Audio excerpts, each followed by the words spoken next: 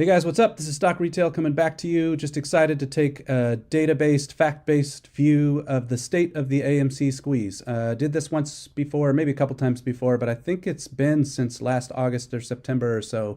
And so I was just curious myself. All right, where are we sitting? How do I feel about the state of our squeeze? I like to say facts over fact-based. Because often if we facts over FUD, we dig into the numbers, it really shuts down the narrative that the shorts want to put in our face. And so that narrative. It's impossible! This is what happens when you work to change things. You're being a little I guess we'll see about that, huh? Run from me! Get off my dick! You know, if you don't understand the situation, it's better sometimes not to speak and just be proven a complete imbecile in the matter. Okay, So, checking in on the AMC squeeze. Fuck you. I think you a bitch. You understand what I'm saying? I do. is that what you're saying? Is that what you're saying? Or are you saying it? What are you saying? Huh? First they think you're crazy, then they fight you. That's what I'm saying. I don't really think that's the case. And then all of a sudden you change the world. All right. So it gives me a lot of confidence and conviction when I look at the data. You know, I found some interesting things in the data myself that gives me kind of encouragement. And so I want to just share that with you guys, go through that, and give you things that you can validate for yourself too. So that there are good old hopium. Before I dive into that information and go through that, just want to highlight, this was a tweet from Adam not very long ago, a few days back, and a lot of us are pretty excited. By the way, good evening, everybody. I am here. And I am alive, so.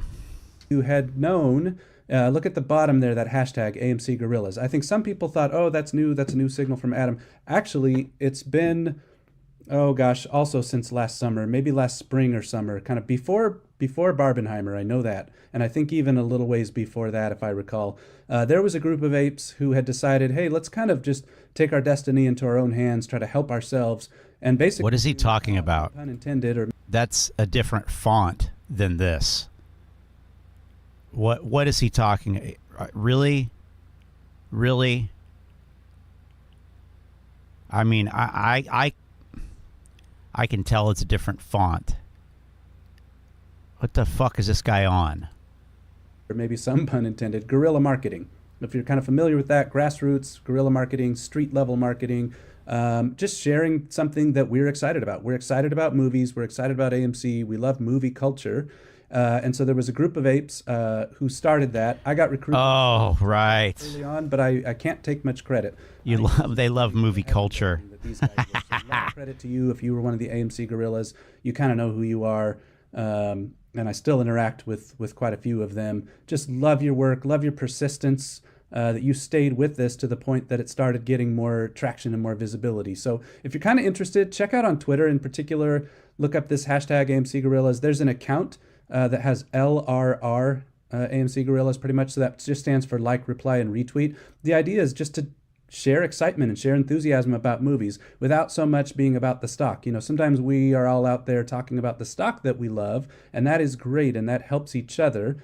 But you know what also helps our stock is movie going and movie energy and people knowing about the AMC brand and us driving market share in those ways. Right, because they wouldn't know about it if you didn't have that hashtag, so that's cool. From Adam, you know, a lot of these are just kind of homegrown, homespun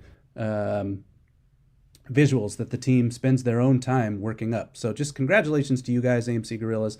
Thanks for all your hard work on that.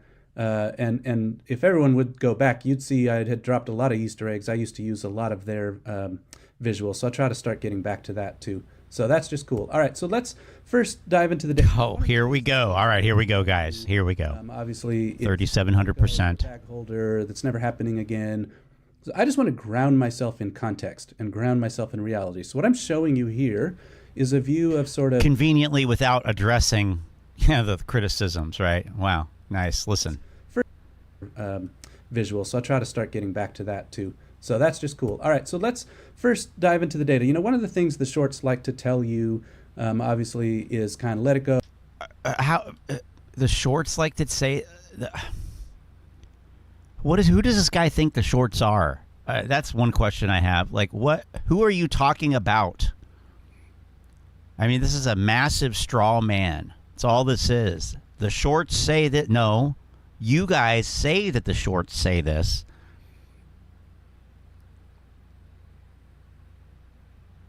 But, I mean, motherfucker. All right, anyway, continuing here.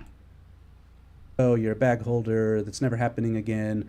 So I just want to ground myself in context and ground myself in reality. So what I'm showing you here is a view of sort of pre-January squeeze. So you can kind of see, here's the January squeeze bump in there.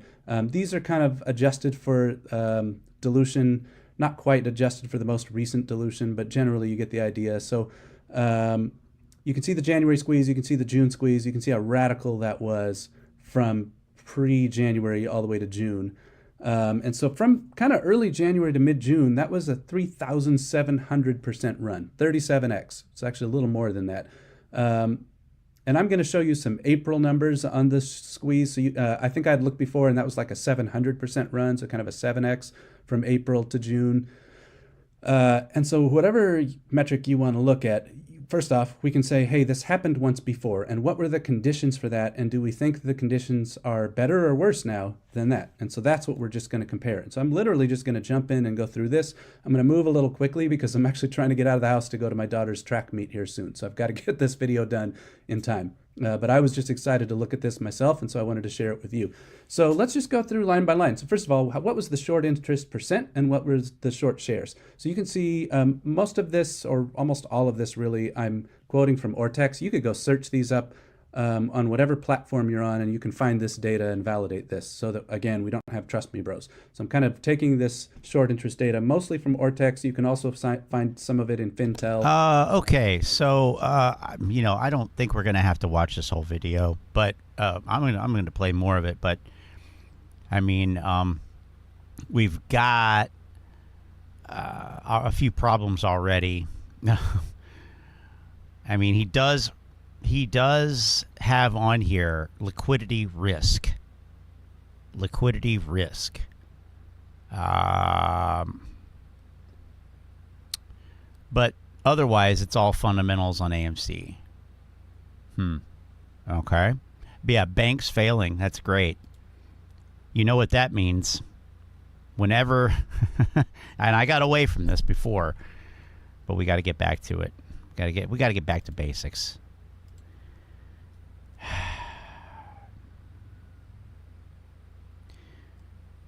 What you have to do is, if you know, if you're going to talk about that, then we're going to have to take a look at the failed bank list. I'm just going to put this here for now. We'll come back to it when he reaches it. The failed bank, yeah, exactly. As far as I know, we are the only channel that actually monitors the failed bank list. However, everybody else uses it as a catalyst, but we're the only ones that actually look at the damn list. That's pretty sad, isn't it? Okay. We'll see how far we have to go.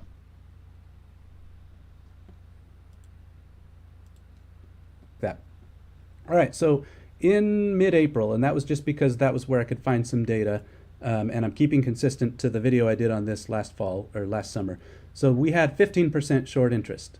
All right, and then if you actually look, when I had done this in August, you can see also we had 15% short interest. Now you notice this asterisk. I was including APE at the time because we were also getting trolled a lot, right? That, hey, what's the blended short percent interest on APE versus AMC and all that. So I was combining the shorts on APE and the shorts on AMC because back then we knew we were going to convert and eventually they'd be brought together. And by the way, the other trolling you always got was, well, this conversion with APE, they're just going to cover all their shorts. So why don't we look at the data and see, did they? Well, lo and behold, we're at 19% short interest now. We are higher in our percent short interest than either the 2021 squeeze or before the... Oh, right. That's the higher short interest. Yeah. Covered with APE. So clearly... What's the total value of the short position? I wonder. So I just hope... I would love for you to underline, underscore, repeat that notion in your head that you were told by all the trolls that you guys are screwed, they're going to use ape to cover. One of the trolls actually is in jail right now. Hopefully you guys have seen about that too, but I'm not going to cover that here in this video.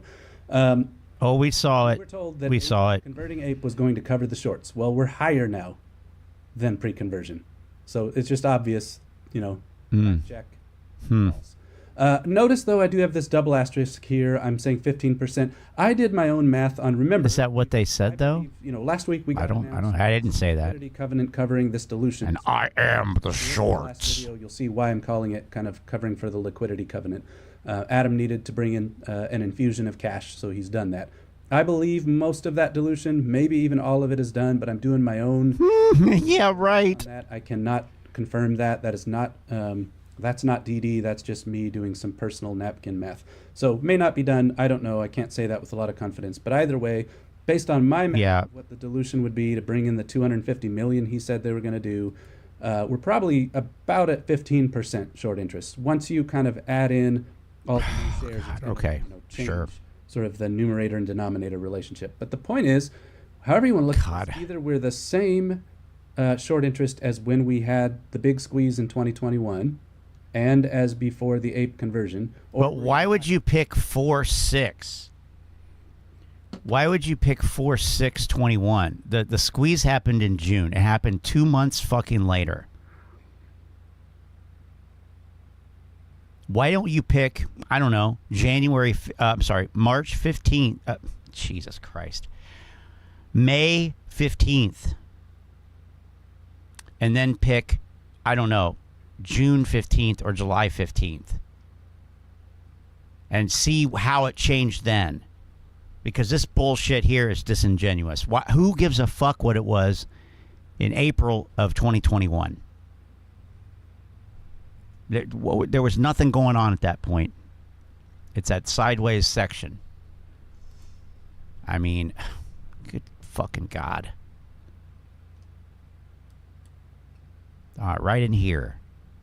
Yeah. Oh, yeah. Let's get the short interest from here. That makes a lot of fucking sense. This guy's a joke. But I'm going to pull up something more from closer to here, because this is where it actually got interesting. Anyway. Higher. So, check. Very squeezy. Okay? So, in fact... Oh, yeah, no. Hold on a second with that goddamn check. Hold on. Higher short interest does not make it squeezy. And it's not high, by the way, either. It's not high. It's 4% higher than what he's talking about. Of course, in terms of like actual concrete number of shares, it's lower, but in percentage wise. So it's basically the same.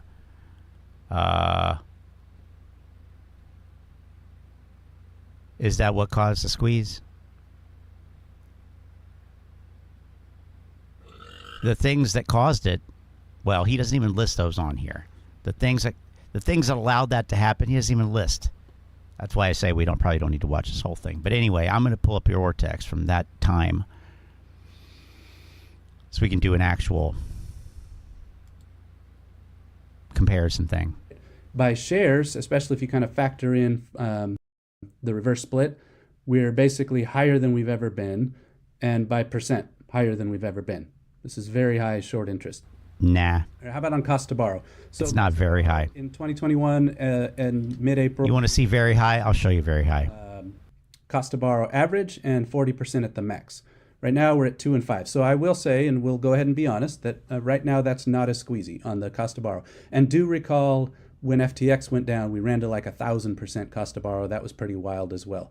So let's just be, objective here. The data there says we're not as squeezy, but I'm going to put a big old fat yet on that one. Okay, on the data. Yeah, let's be objective. So let's put the yet on there.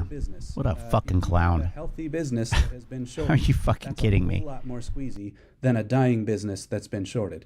If the business is not going well, a short has the conviction to stay in. If the business is turning around and doing better, then I don't know what the heck shorts are thinking, and at some point we will break them. So in this case, the daily box office back then.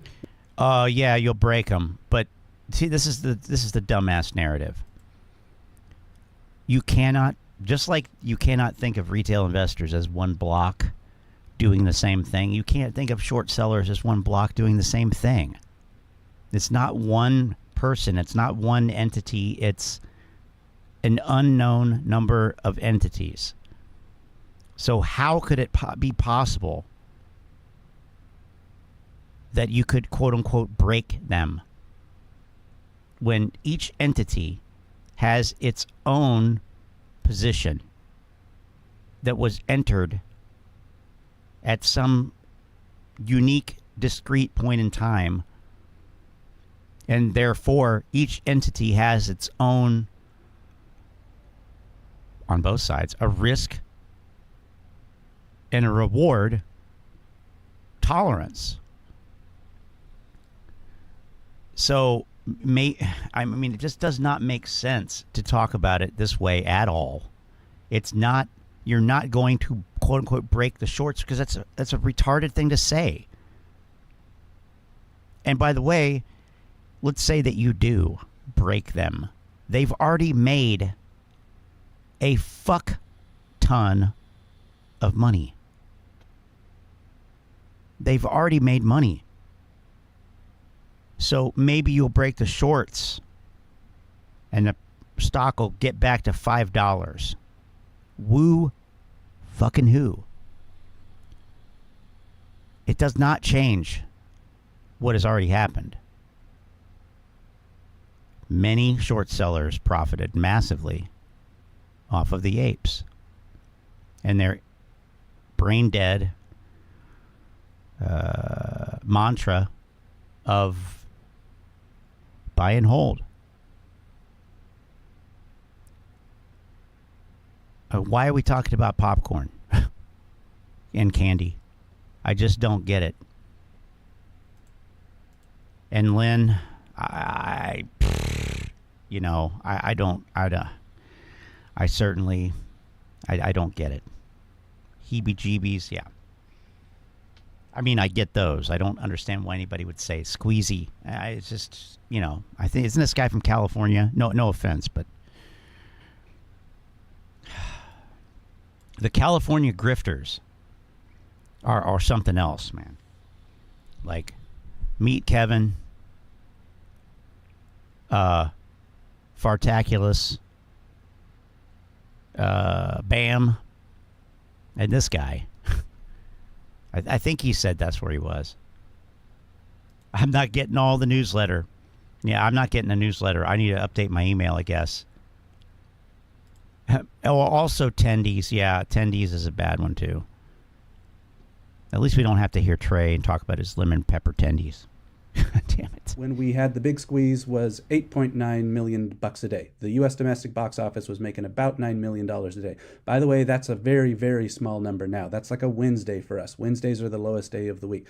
Right now, we're in still a strike-impacted quarter, but you can see, I think we're going to be about $20 million a day. And then I think in the next couple quarters that are coming, we're more like 25 plus a day. So we're kind of like 3x almost what it was when it squeezed before.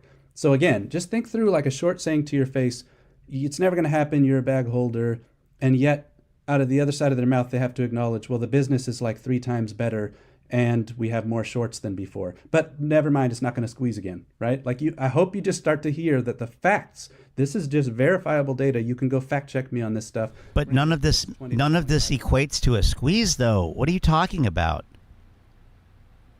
What? This is outrageous. I knew this would be outrageous. That's why I waited 2 days to watch it. Wow, this is outrageous. That's sort of recent trends and then also my forecast. So I suppose that's a little harder to fact check, but you could just check how did March do, for example? What was the average per day in March? And that is absolutely fact checkable. All right, so I'm saying we're way better now, and that's the double green arrows at the right. Revenue. I'm giving you a fact checkable number here so you can use actuals. Q2 21 that we were in back then, when we squeezed, was the total revenue. Nice number, too. Some of you might know I kind of like that number for some personal reasons. But anyway, $444.7 million was the total. Okay. Oh, I like this number for personal reasons. What the fuck? Yes, this guy is from fucking California. I'm sorry, Lynn, no offense, but what the hell? I like that number. It makes me feel good. We make that What up a fucking clown. pretty much, guys. That was our total revenue. So versus Q4, and remember, Q4 was tough. Q4 was strike impacted. Craven had bumped out. Ghostbusters had bumped out. Dune had bumped out. Q4 should have been way, way better. And even without some of those, strike bumped movies. All right, Lynn, you're good. I'll see you. We'll be here. 2.5 times. So up 150% pretty much the revenue. We were at 1.1 billion versus when we squeezed, we're at 444 million. And yet we have more shorts now. Just say that out loud. Think about how insane the shorts are and what proof it is that they made a bad bet and are miserably stuck. They have more shorts now on a business that's 2.5 times better. 1.5 times. There he goes again, lying. Even. Oh, God. Quarter. Right? Just keep looking at the facts, guys. Facts over FUD. All right, debt. When we squeezed, we were at 5.2 billion. Now we're at, as of the end of last quarter, so unless we hear some more debt pay down, we were at 4.5 basically billion, down 18% on the debt. Oh, I kind of forgot to advance the arrow, so on both of those, doing better. Don't get confused by this upside down arrow. That's why it's green. Debt is down. That's why it's pointing down, but that's a good thing with debt, right? So that's lowering our expenses, and that's lowering kind of our overall business risk.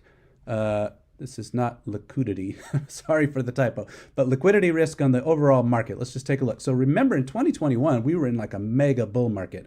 There was money being made everywhere.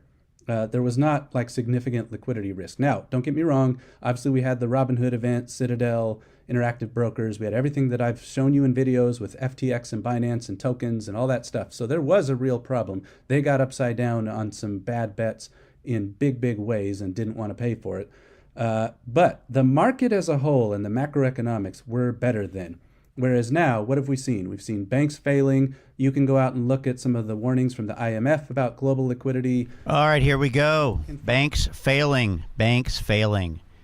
And it says current. He says current there. Current. All right.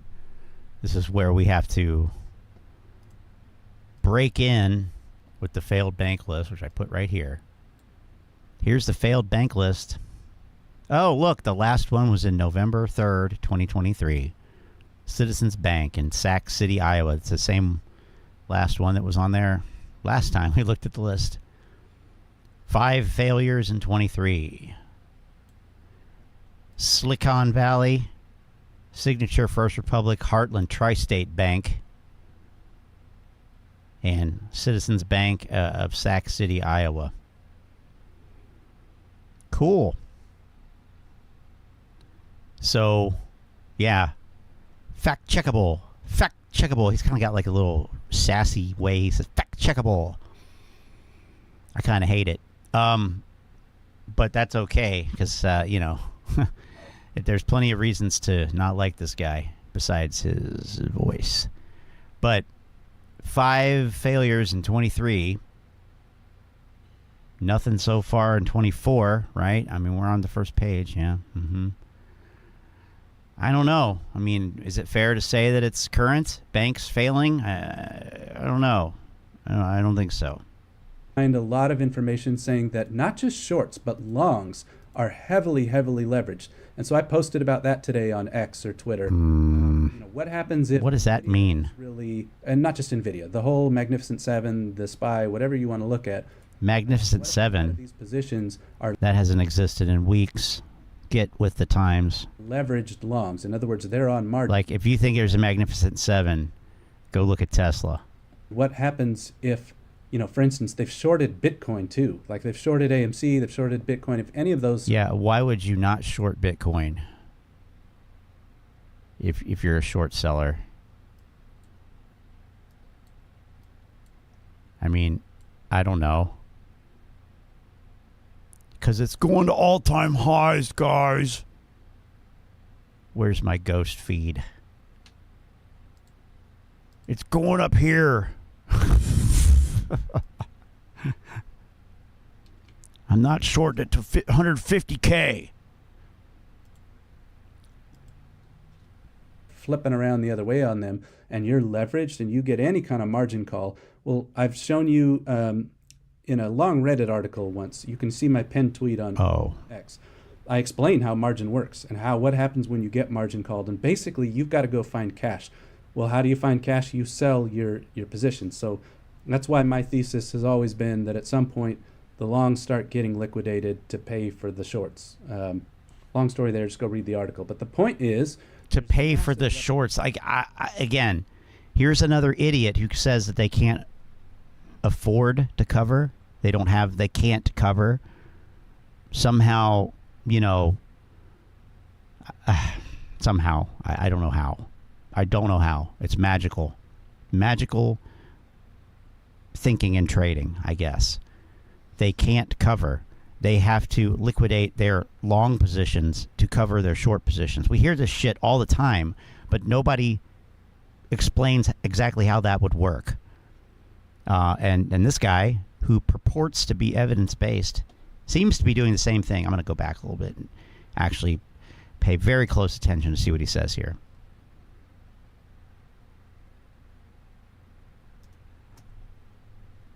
Any second now.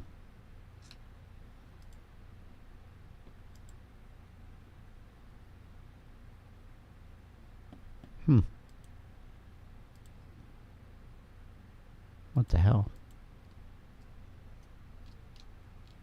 No sound? What up? Oh, come on. I swear to God. I thought we had all this worked out. A lot of these positions are leveraged longs. In other words, they're on margin. And what happens if, you know, for instance, they've shorted Bitcoin too. Like they've shorted AMC, they've shorted Bitcoin. If any of those start flipping around the other way on them and you're leveraged and you get any kind of margin call, well, I've shown you in a long Reddit article once, you can see my pinned tweet on X. I explain how margin works and what happens when you get margin. Why would you need a long Reddit post or a pinned tweet on X, such a long explanation of how margin works? I haven't seen this explanation, supposed explanation. I don't care to. Because if I want to learn how... if I'm someone who wants to learn how margin works, would I go to this fucking clown? No. I think I would probably rather read about it on a brokerage platform or maybe talk to somebody there. Maybe look at something official. You know, not just some guy who's about to take his daughter to soccer practice, or sorry, track. You know, I'm getting some serious narco vibes here. I mean, obviously noticed that a long time ago with this particular one, but I think, something going on here. Well, how do you find cash? You sell your position. So that's why my thesis has always been that at some point the long... I mean, how do you find... Like, no. You shorted something. That means you sold it. That means you collected money for that sale. You collected money for that sale. Like any sale. I mean... What do you mean you can't cut? Now, conceivably, the price has gone up since then, so you owe the difference. But you already have the money that you collected from the sale. It's already there. It's unrealized, so you can't withdraw it, of course, till you close the position if you're in profit, or release it if you're not in profit and you need to cover, you know, the difference. But this does not make sense. This is not how it is conceived and thought of by traders, and it's not how it works. What about the money they collected from the sale? I want to ask every one of these fucking clowns who sits there and says they can't afford to cover. They can't afford to cover. Yeah? Show me. Draw it out. Write it. Use a fucking whiteboard for all I care. Show me how they can't cover. And I'll show you how short selling works. Okay. Sorry. Now we have to deal with the sound not being here again. What the fuck? Come on. Never going to get through these videos at this rate. God.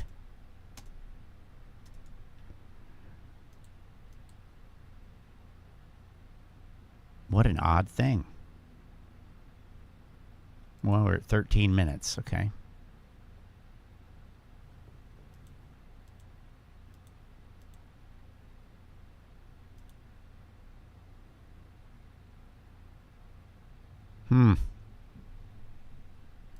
Well, I think we got pretty much a gist of that one anyway, right? In this guy's mind, the squeeze is still on. I mean, I haven't heard him say that explicitly, but it's clear that he thinks it's so. Oh. Cover than we were when we squeezed in. Here we go. All right. Basically, think of it as like a door that gets tighter and tighter to squeeze out of, which is why it's called a squeeze. We are higher now on days to cover than we were when we squeezed in 2020. Days to cover, the most useless metric. Things then, so back in 2021, there were no profits in sight. Like a lot of us who were here then and stayed were operating on trust. Now, he brought in a whole lot of cash back then, but he piled that up with this debt. That's how he brought in the cash. What?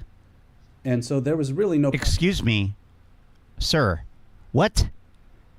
That's how he brought in the cash? He piled it up with debt? What are you talking about? What about all the... What about the quadrupling of the float? Oh my God. Whatever. We want to rewrite history? Fine. Rewrite fucking history. See how well it works out for you. I can't listen to this crap anymore. What an idiot. All right, now, that was stock retail. He's still an idiot. There's your state of the grift update. Stock retail is still retarded. And he's at a track meet right now, though, so don't expect any answers. All right. Ryan Hodges, also known as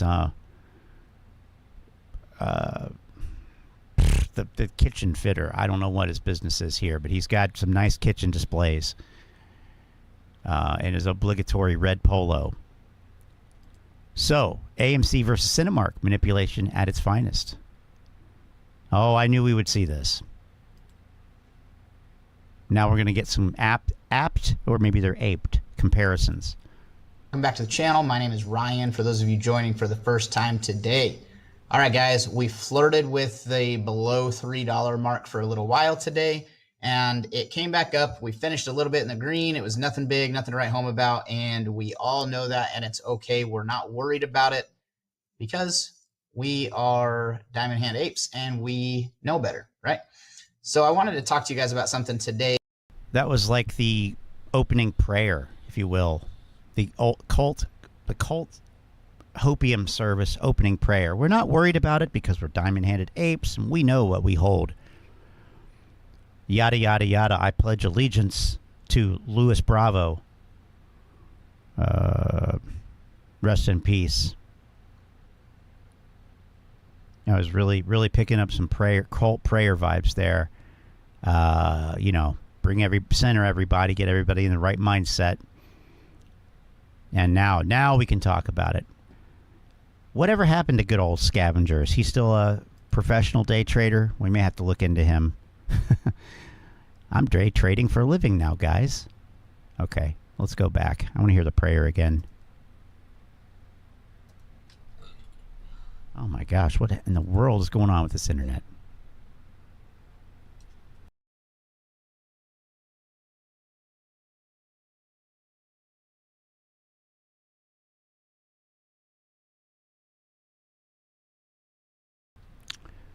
I mean, Ken and I talked about this. Okay, here we go. Here's a prayer. Everyone bow their heads. Yes, welcome back to the channel. My name is Ryan, for those of you joining for the first time today. All right, guys, we flirted with the below $3 mark for a little while today, and it came back up. We finished a little bit in the green. It was nothing big, nothing to write home about, and we all know that, and it's okay. We're not worried about it because we are diamond hand apes and we know better, right? So I wanted to talk to you guys about something today, and it's just a little comparison, right? So I don't know if you've seen it or not. So I'm Cinemark today finished 5.38% up. And I've been thinking a lot about this, and I was finally like, I'm gonna dig into this a little bit. Their stock right now is at 19.77 dollars. Whoa! And Holy shit! Market cap of 2.4 billion. They have average volume of 3.19 million. And they have 121 million shares, right? So damn, they are, a lot of that looks very similar. I mean, not similar, but it looks close enough to AMC to where we can kind of compare it in a broad scheme of things. Except I don't know about that. Average volume is 4 times that amount at 14 million. We do have more shares, obviously, we know that. But the one thing that doesn't make sense to me is when you look at Cinemark and you look at how many theaters they have. They have 309 theaters.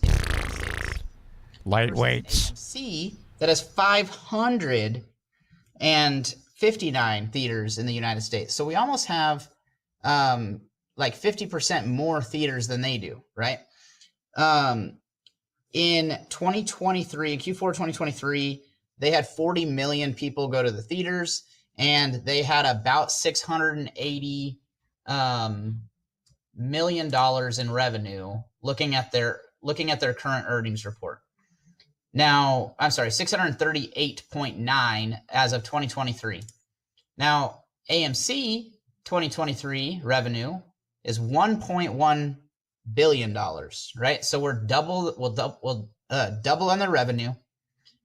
We are 50% more theaters. The bigger thing that throws me off is that Cinemark's debt is $4.52 billion as of 12/31/23. And AMC's debt is $4.6 billion. So the debt is almost identical. So what does that tell you guys? It should tell you that you're in the right play, right? And how can you see it otherwise? If it was about a movie theater thing, and if it was about movies and fundamentals, Cinemark would be right where we are, right? If it's about manipulation and them wanting to make you feel scared, you know that you're in the right play because they're trying to drive you down and make you think that the... Okay, yeah. Well, I'm going to have to go back here and listen to what he said about that debt thing, because that you're in that the right play. Don't sound right to me. The bigger thing that 50% more theaters. Okay. $1 billion, right? So we'll double on the revenue. We are... Love to talk about revenue. Love revenue. The bigger thing that throws me off is that Cinemark's debt is $4.52 billion as of 12/31/23.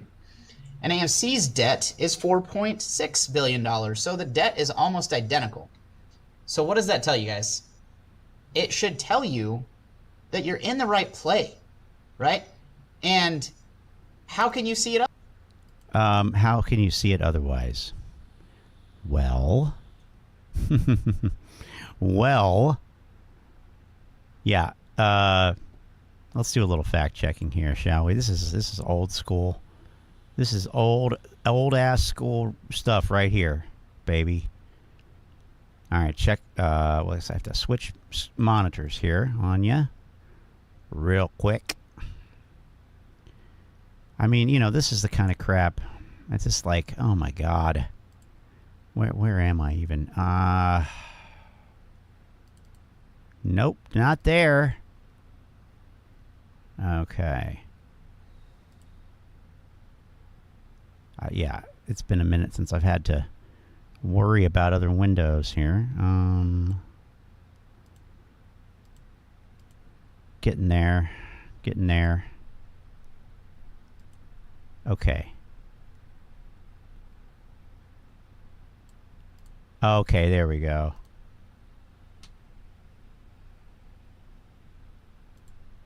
Okay, hopefully this is clear. Looks like it is. Sort of. Hang on one second. I don't want to break my own commandment here about cutting things off. You know I hate that. Okay, we're not cutting it off. There we go. All right, so I brought it up over this so I can easily, you know, kind of flip back and forth here like the. But what I'm going to do, I'm going to go one even better.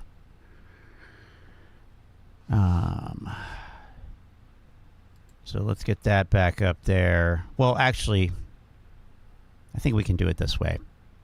I don't want to waste too much time here because this is AMC on stockanalysis.com. It's easy to get the numbers and stuff.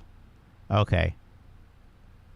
I'm on the financials under balance sheet 2023. That year is complete.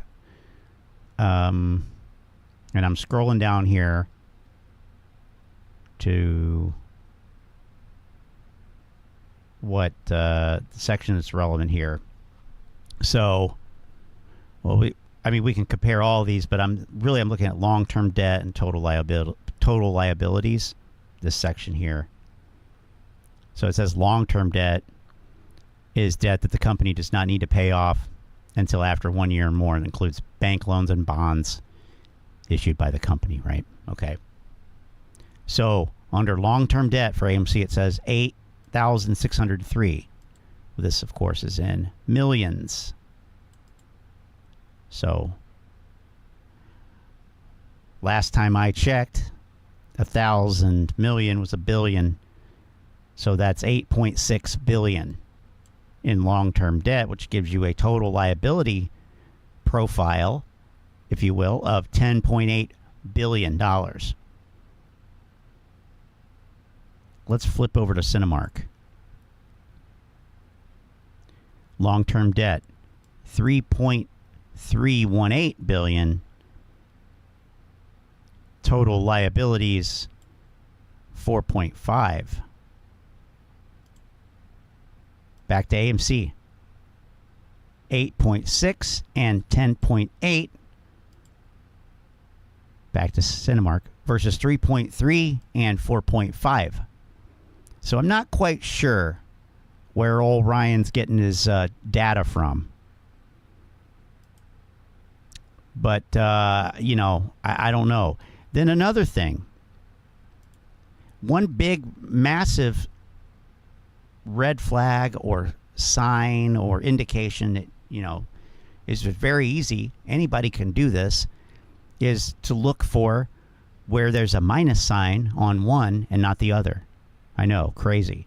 So, for example, shareholders' equity, which is also known as book value, and it says here, it can be seen as the amount of money held by investors inside the company. It is calculated by subtracting all liabilities from all assets. So you have all assets, strip out the liabilities, and what are you left with, right? Makes sense? Everything we have minus everything we owe leaves us with what? Here at AMC, it leaves us with almost negative $2 billion. $2 billion in the hole. What about Cinemark? Well, it's a positive number. It's a positive number. 309 million. Right? Cool.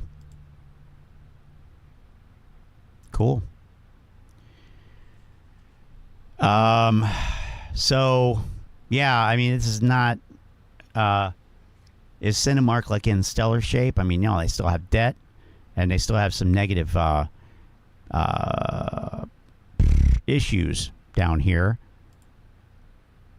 But look, book value per share, of course, which of course is the book value divided by the number of shares, right, is of course positive because these shareholders' equity or the book value is positive.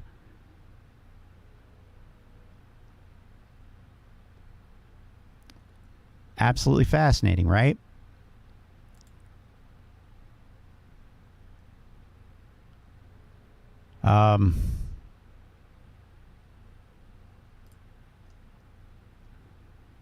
Going over into the cash flow section.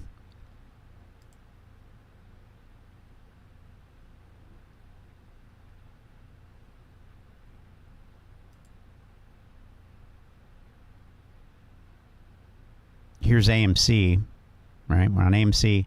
I'm looking at the operating cash flow. Okay. Cash flow from operating activities. The amount of cash that a company generates from normal business activities.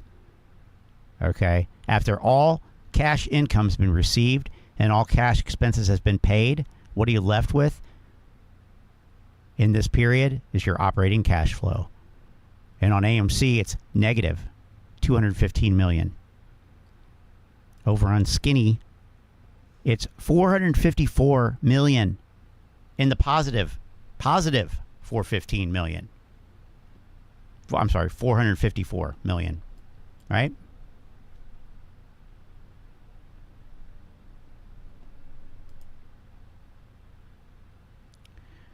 I mean, and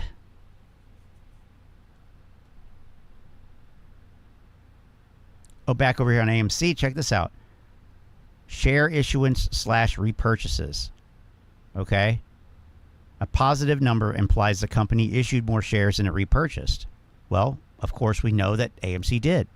They issued shares. They collected $800 million. They paid off $167 million of debt.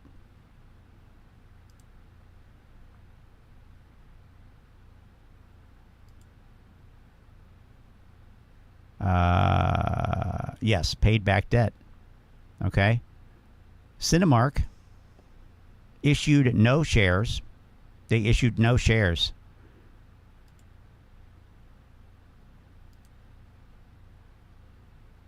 And they paid back $122 million.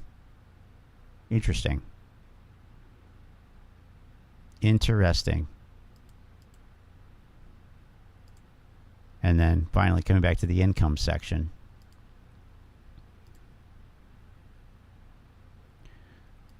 Yes, it's true that AMC had higher revenue.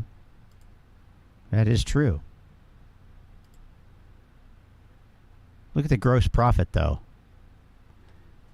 Gross profit, which I'm just throwing these, little explainers of what these are, just in case people don't know, or so I can not be accused of being incomplete or, cherry picking or glossing over some aspect of it. Gross profit, company's profit after subtracting the cost directly linked to making and delivering its products and services. So revenue minus the cost of revenue. Whatever it cost you to buy it is the cost of revenue, right? So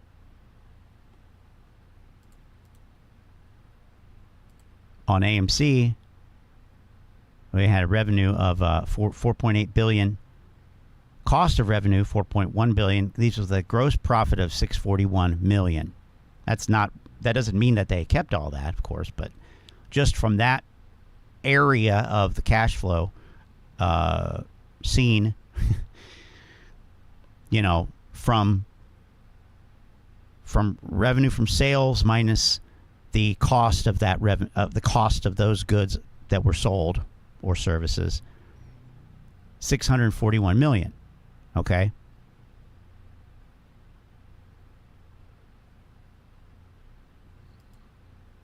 Let's just follow this one down. So, 641 million. Then you have some, other expenses here. Operating expenses, SG, selling general administrative expenses, operating expenses, et cetera, et cetera, et cetera, which leaves you with an operating income. Okay, so now we're taking the revenue and we're subtracting the cost of revenue, which is what we got here at gross profit. We're going to take more out now. Now we're going to take out all of the operating expenses. So this is how much money we take in minus out the cost of all of those goods or services we sold, right? Now we're going to strip out the operating expenses. How much did it cost for us to operate this business to affect those sales, right? And that leaves AMC with the negative 5.2 billion. I'm sorry, 5.2 million. Negative $5.2 million. Okay? This is an important factor. Cinemark, which the gross profit, which again is the revenue minus the cost of revenue, was 1.1 billion. AMC was 641 million. So twice as much, like Ryan likes to say. And then when we have our other expenses here, we strip those out. Over on AMC, that's where we got our minus 5.2 million. Well, over on Cinemark, we still have a positive operating income of 362 million. Positive. And look at the last 2 years. Look at the last 3 years on operating income. Right here. Actually, I'll just highlight those 3. It's 2020, 21, and 22. And actually, let's throw the fourth one in there. Let's throw 2019 in there as well. Positive, negative, negative, negative, positive. So what happened from last 2022 to 2023? I'm not asking that seriously. It's rhetorical, and also more general, in that what happened was they flipped out of operating at a loss. Look at AMC. 2019, positive. 2020, negative, negative, negative, negative. Now, granted, it's not negative by as much. No. However,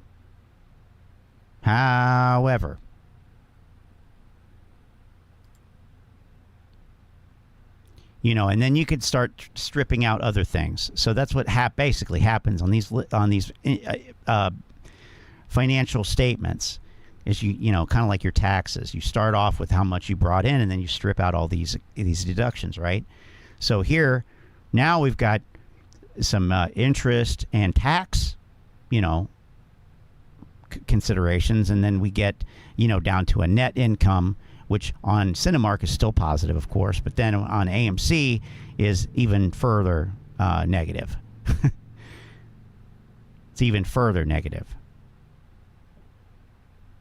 So, and they have it says Cinemark has about 100. This is a yearly figure though, so we got flip over to quarterly and see. But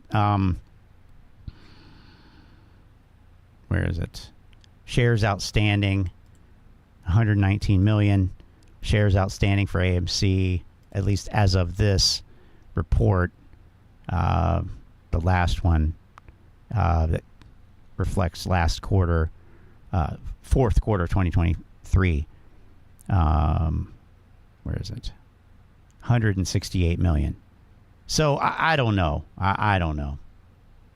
Can I show GME operations and net income? Absolutely. Certainly. So here's GameStop. Let me put these back on annual. I guess that's where we were, what we were doing before. So you said operations and net income. So GameStop, this is the quarterly. You want quarterly or annual? So we're on annual here for 2023. Revenue is down year over year. And it's down for the last 2 years. Down. They say it's a negative 11% revenue growth, so that's cool. Gross profit of 1.2 billion. Selling general administrative expenses was down by about 400 million. Not really that much to write home about. But that leaves you with an, and then you have all these other operating expenses, OPEX.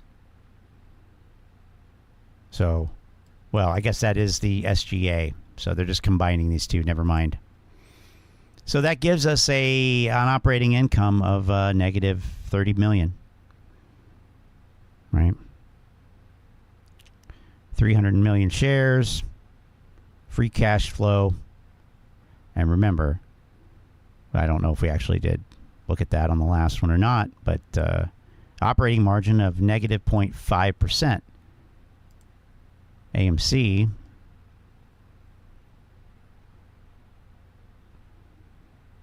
well, we're looking here at,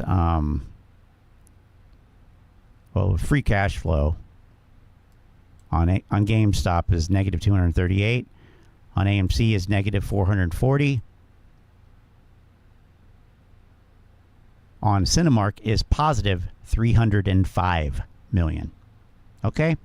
So, in terms of free cash flow being basically, well, what it says here, the cash remaining after the company spends on everything required to maintain and grow the business. So remember, we're stripping things out as we go down this thing. So we strip out, capital expenses from the operating cash flow.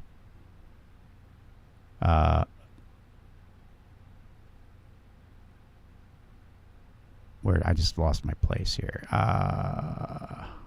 Yeah, right. Free cash flow. We get a positive value. On AMC, not so much. You get a negative value. So operating cash flow minus capital expenditures.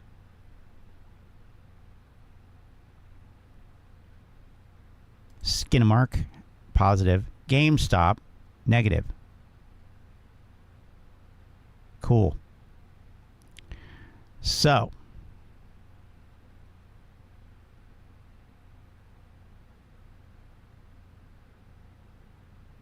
now this, I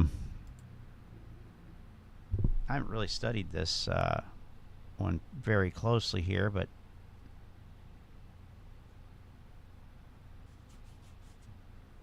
try to look at the balance sheet section and see.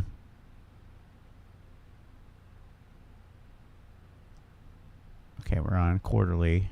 Let's go back to annual.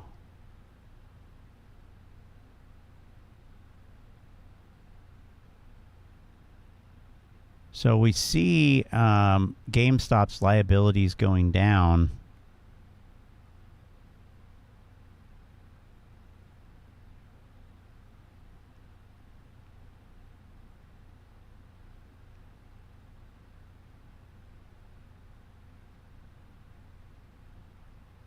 But there is one indicator, or one line I'm looking for here, but I forget what it's called, unfortunately.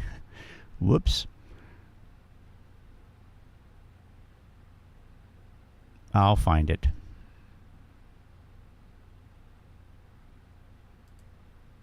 Maybe it was under a ratio.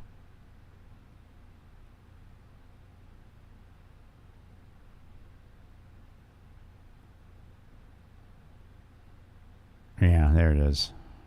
All right. So some of these ratios are actually interesting if you start looking at them. Okay. I'm going to compare all three here. Okay, the one I want to call attention to, nobody talks about this that I'm aware of. So, this is the members only exclusive access right here, I guess. Return on invested capital. Return on invested capital, ROIC, measures how effective a company is at investing its capital in order to increase profits. Why is this important? Well, hello, you want the company to be good at making money, good at using the money they have to make more money, essentially. So how much return are you getting on the capital that you invest in your business, which is invested with the aim of increasing profitability for shareholders? So, How effective is AMC? Well, not very, it looks like. Are we on quarterly? Are we on yearly? I don't know. We are yearly here. So return on invested capital, negative 0.07%. Thanks, Manuel. So it's been about the same for the last 2 years. It really spiked. It really, spiked the wrong way during COVID. And before COVID, it was, hovering around the 1 to 3%. That's AMC. Cinemark, return on invested capital, 8.11%. Again, the 3 years of the pandemic, 2020, 21, and 22, were all negative.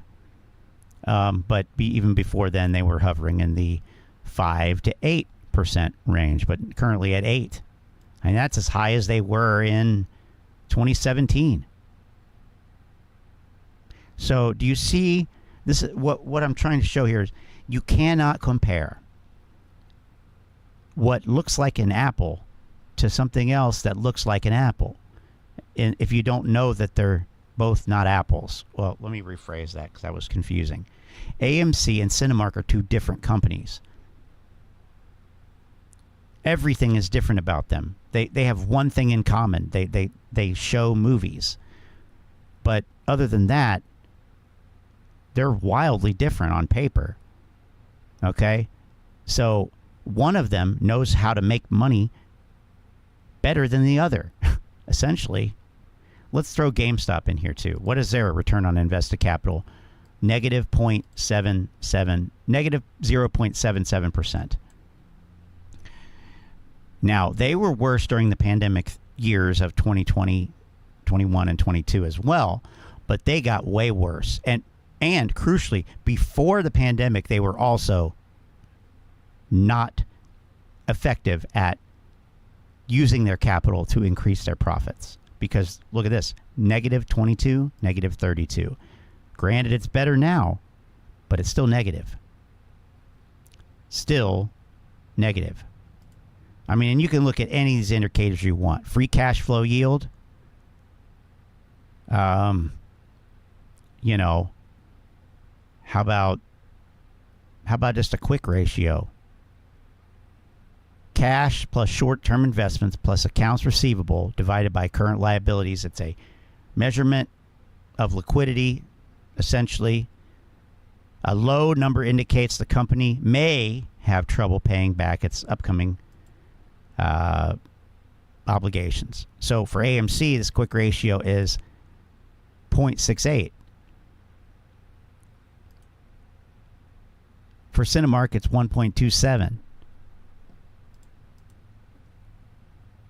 For GameStop, it's 1.38. Why? Because they have more money in the bank. They have less liabilities.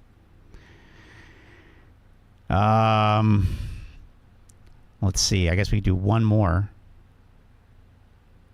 Price to operating cash flow. How about that? Measures the price of a stock relative to its operating cash flow. Right? Okay.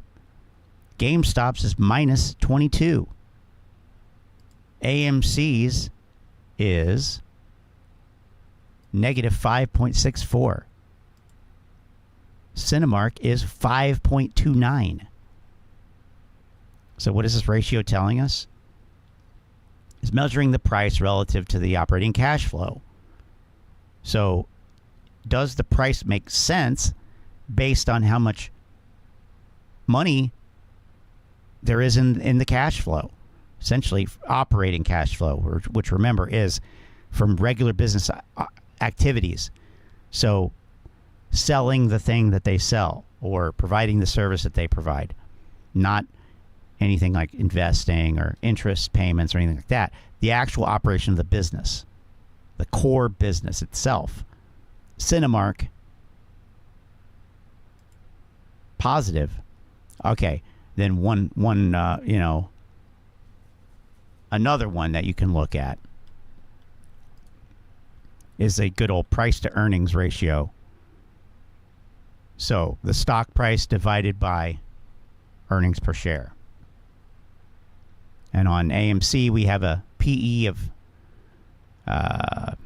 negative 3.06, it says. On GameStop, it's 546.12. 546.12. Okay. And on Cinemark, it's 14.75. Now, you tell me, what's wrong with this picture? Yes, but Ryan Cohen is a great CEO. Indeed. He's crushing it. I mean, by that I mean he's crushing the business. Look at this. I mean, Jesus, fuck.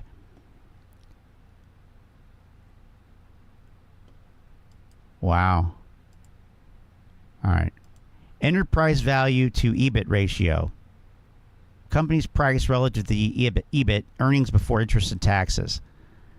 On GameStop, it's minus 142. On Cinemark, it's positive 13. I mean, what you're looking at here, you know, these. Well, anyway.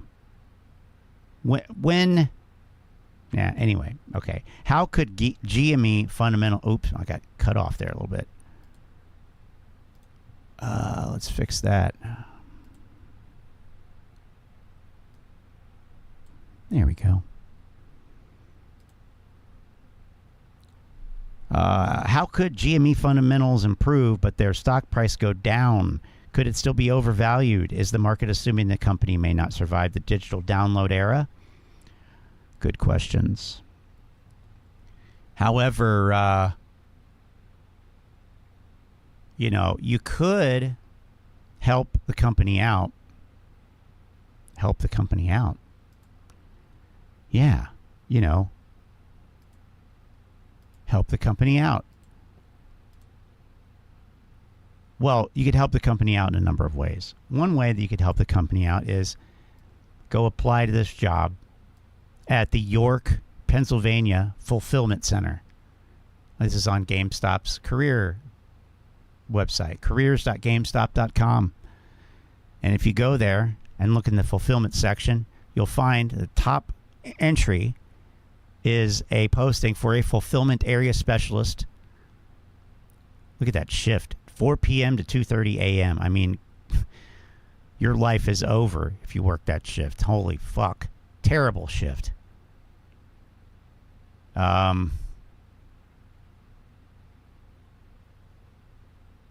Apes are not qualified for this job. How do I know that? It's because it says ability to comprehend and adhere to all GameStop policies and procedures. So, and it also mentions honesty and integrity. So that just knocks them all out of the running. But I guess this is a temporary position. I don't know, because they're closing this warehouse. Anyway, I just found that to be kind of interesting that they would have a job listing for there, even though it's closing. They announced last year that it was closing, so somebody's not updating the website, I don't think. Anyway,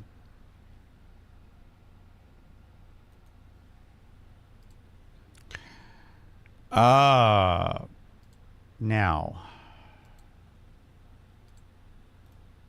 we're getting word over here that,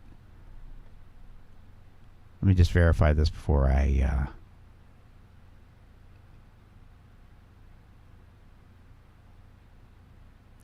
so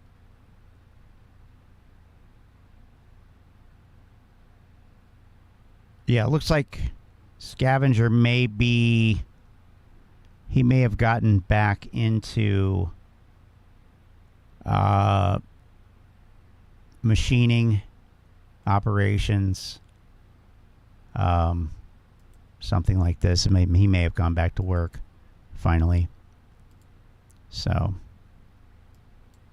diamond hands, baby. Okay. Anyway,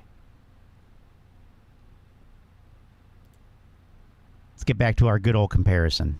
So hopefully that was illustrative You know, what we were looking at with this stuff. Always be you know, I'm always a little bit skeptical when somebody's telling me stuff and they're not showing me. They're not showing me. They're showing me. They're not showing me. They're telling me. And I say, show me, don't tell me. Just like the Rush song. Okay. Otherwise, if it was about a movie theater thing, and if it was about movies and fundamentals, Cinemark would be right where we are, right? If it's about manipulation. And well, I think that we pretty much just threw cold water on that argument, right? I mean, okay. Scared, you know that you're in the right play because they're trying to drive you down and make you think that the competitor is doing way better. I saw this article today written, and it made me laugh, and it really made me start thinking about. But the numbers show that they are. The numbers show that they are. We just saw that. They have positive numbers where AMC has negative numbers. That's the most basic way I can boil it down. Where AMC and GameStop have negative numbers, Cinemark has positive numbers. So clearly, dot. All right. About this, which is why I dug into it a little deeper. One of the lines of this article talking about Cinemark, it says, where is it? So it was about Wells Fargo has changed their rating for Cinemark. Show me, don't tell me. You're telling me again. From like 17 something to 23 per share. You know, they're putting all this stuff out there and making it look really good. And it says that the beat for Cinemark wasn't a breakout performance, but instead it was because several films outperformed, right? So if it's about the films outperforming, what does that tell you? It's about manipulation, why AMC is down and they're up. Because if the film outperformed in Cinemark, it outperformed in AMC, it outperformed everywhere. So as far as that goes, that's all the same. So you can't say that theaters are dead. Theaters are on the rise, and we know that. No, but you could say that AMC is dead, couldn't you? I mean, what else can we conclude? I mean, the one that really does it for me is the where is it? On the balance sheet. Balance sheet. Okay, we got to get on the right stock though. The balance sheet. I know I'm not looking at Target. Fuck me. Balance sheet. Balance sheet. Total debt. And I think isn't there a debt ratio somewhere? There's a debt ratio. Where's that at? Here we go. Well, there's debt to equity, debt to free cash flow. I mean, the debt to EBITDA, which is positive, of course. Yeah, of course that was positive. So I don't even care. That to me is this line right here. This is irrelevant. We can just strike that one out. There we go. See, that's better. That's better. That's more accurate. Okay. And let's do a similar thing here.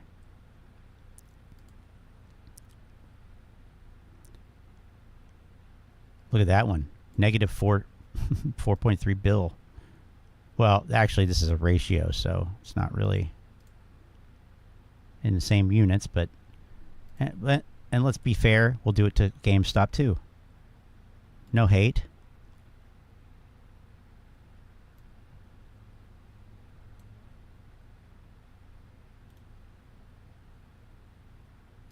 It'll also make it easier to find it when we come to compare them.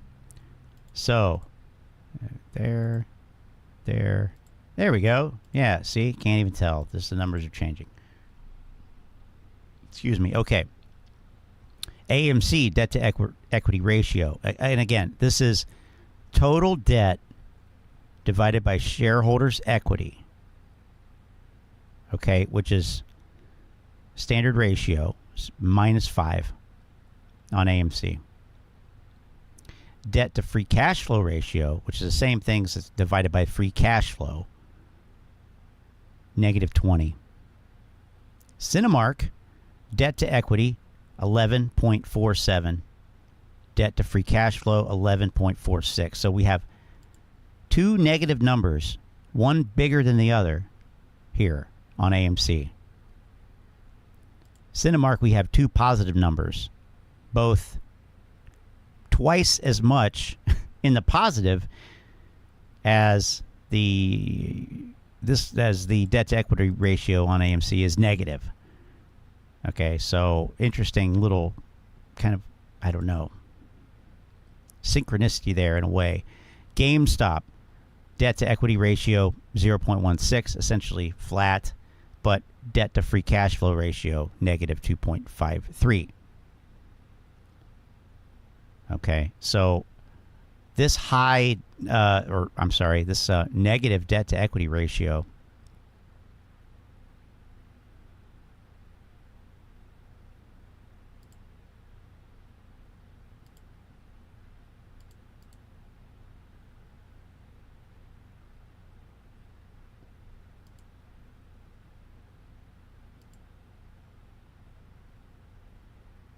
I mean, it's fascinating. You can come look through all this crap and see this here.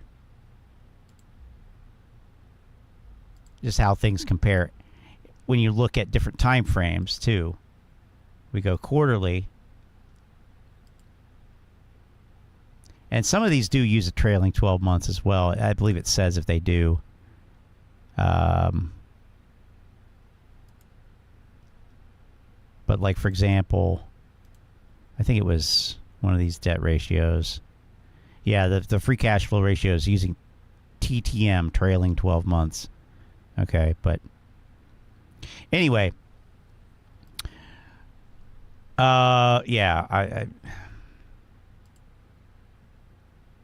it's you know, wishful thinking and cherry picking of specific statistics on here. It's the only way you could get to this conclusion, as far as I'm concerned. Everywhere. So as far as that goes, that's all the same. So you can't say that theaters are dead. Theaters are on the rise, and we know that. Okay? AMC is bolstering cash. AMC is building up their reserves, and AMC is going to last. Okay? AMC is also going to squeeze. I don't know when. I'm not going to tell you when. You guys know that by now. The correct answer was it already did.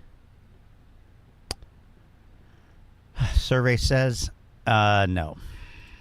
You're in the right place. Don't worry about it. And keep on going. All right, guys. Have a good weekend. I thought he was going to say keep on buying. Like, subscribe, and share my channel. Should have. And I will see you guys next week. Stay positive, stay motivated, stay motivating. Thanks. Bye. How about stay realistic? How about get realistic? How about get real? Can we say that? How about get fucking real? Okay, what do we got next here? I'm gonna start from the bottom on some of these requests from the Telegram, just because I'm already scrolled down there. Here's Casey Shaw. Page here. Adam Aron saying, Happy Easter, everyone. My good news on this Easter Sunday is that March, the domestic industry box office finally turned upwards, the best March in 5 years.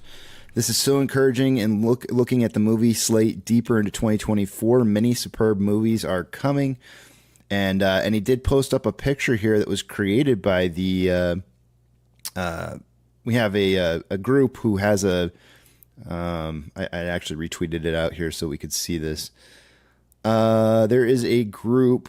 This is the Gorillas thing of AMC apes who've put together this AMC Gorillas that basically retweets out posts that are having to do with AMC movies, and the idea is to follow along to one of these and then create posts to the account and like spam them basically, right? And that's kind of like the plan there is to basically like advertise for AMC. It's like it's a guerrilla movement in order to advertise for the company.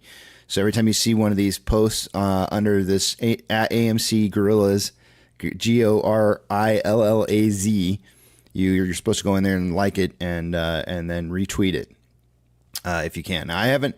My account, I've been trying to keep away from spam stuff, so I don't always do that, but I will go in and like those. But the idea here is it's really just kind of a guerrilla tactic for advertising. But Adam Aron did use the picture that they had for, I guess, including the, if you see here down at the bottom, he even had the # AMC gorillas. So you could see that it was very definitely the picture that they had for. Okay, I went a little further than spam, but yeah, they got it. Wow, they got it there. Cool. That's awesome. Okay, well, let's. We had this one pop up as a suggestion. Jackie. Guys, the only reason that people are getting so. Jackie Letitz, right? After the Reddit phrase that's gained so much popularity, the jacked tits, if you will. Okay. Wow, look at that. A $50 super chat. Wow, good for him. All right, well, anyway. Let's reload this here and see what he's got to say for himself. Listen, guys, the only reason that people are getting so fucking upset lately is because of GME, right? Let's actually have this conversation because maybe this is a good conversation. Let's have it. Let's have it. I am fully. Whoa, look at that chart. Whoa. What in the fuck? I don't even know. We're looking at GameStop. Okay. Of course, we got it zoomed in like that. Interesting color choice on the candles. Might be some kind of indicator or something. I can't tell. He's got them hidden. And what is with this? Why does it look so squished? Well, anyway, do I have a different resolution on here or something? I don't know. It looks squished. But anyway, okay. Make people happy when I say GameStop aware. We have this conversation because maybe this is a good conversation to have, right? I am fully aware that it doesn't make people happy when I say GameStop is going to go down. I'm fully aware that that makes people upset. I'm just going to level with you guys. I don't give a fuck. I'm just being honest and giving you honest technical analysis, right? Well, it's where you went wrong, partner. They don't want to know the truth. They don't want to know the truth. Going down. And for 3 years, right? For 3 fucking years, right? Because there's not a lot of people like me and the wife and like some of you guys in the Discord that were buying fucking GameStop. Idiots. Or some of you guys bought GameStop here. Or some of you even bought it in here, right? A lot of the folks that watch Jackie or are on Twitter or follow fucking shitty Morant's rants or Matt Kohrs or Maston. Oh, hey now. Fucking dorks, right? They bought anytime inside of this orange circle. That's the overhead supply zone. So what? Anyone who bought inside of that orange circle is currently down. They bought there? Like, that's just common sense, right? And for no 3 way. years, people have watched this thing make lower highs and lower lows and lower highs and lower lows. And then here's what happened, right? Here's the big thing that happened.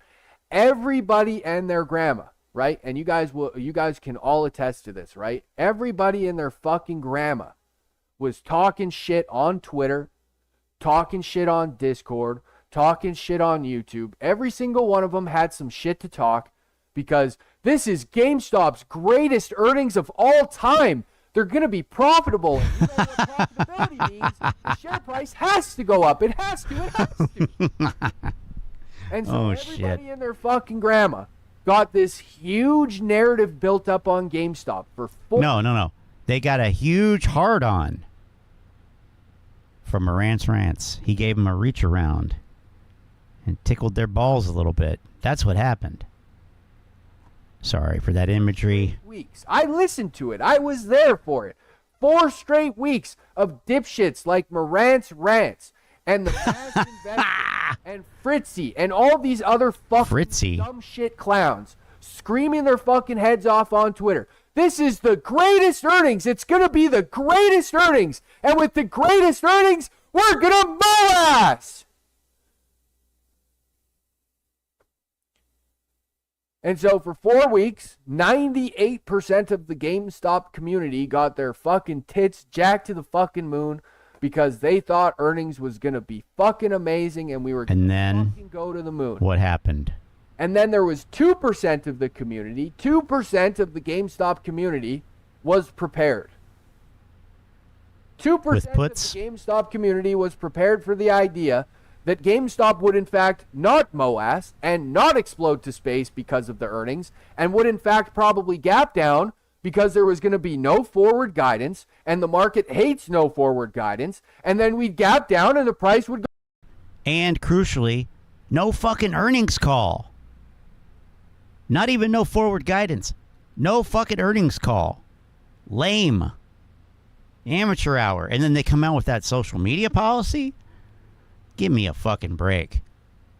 Give me a fucking... It's like Ryan Cohen outsourced the leadership of this company like to a high school DECA club or economics club or some shit.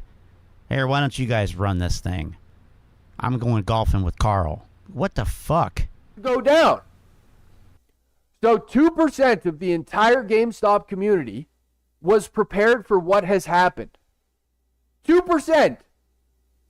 And even the 2% that was prepared for this, the Tits Gang, the 2%,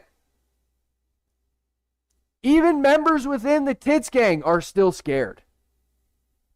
You should see my fucking inbox, bro. People are terrified because it's going down, even though we planned for it. Imagine the people that didn't plan for it to go down, how they feel. These motherfuckers are literally probably out back at Wendy's shitting their fucking pants behind the dumpster. Because they didn't see this coming. They didn't plan for it. And now, GameStop, post-earnings, has gone down 31%. Just like AMC. Huh? The low after it. 30% on the best fucking earnings that we have had in years. And everybody, 98% of the GME community is like, I don't get it. You don't get it because you only want things that fit your fucking narrative. You only want things that fill this little narrative that's GameStop's Moass, and everyone that says it's not going to happen is wrong.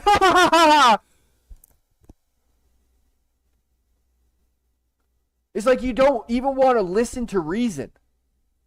Well, no. How perfect. Of course they don't. And it's, I mean, I don't know this guy. I've never seen this channel before.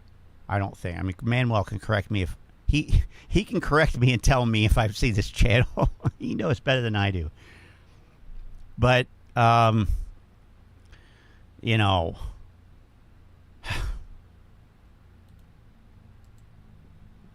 let's take a peek. Well, let's see. I'm not sure what this is. Okay, so he does live stream. So we're watching off of a live stream right now. Looks like he streams every day, potentially. Most days, it looks like.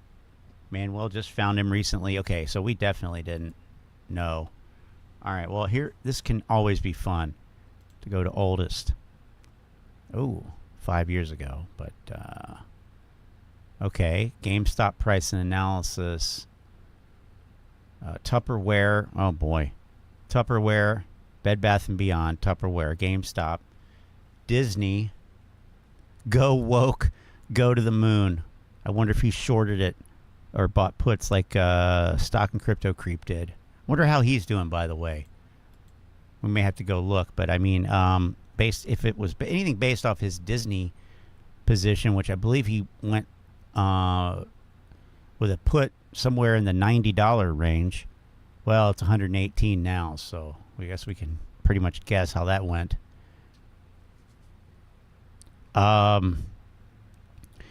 Let's see. Tupperware, still Tupperware. Triple stock update on GameStop, AMC, and Tupperware. Meme community, it's time to talk from 7 months ago.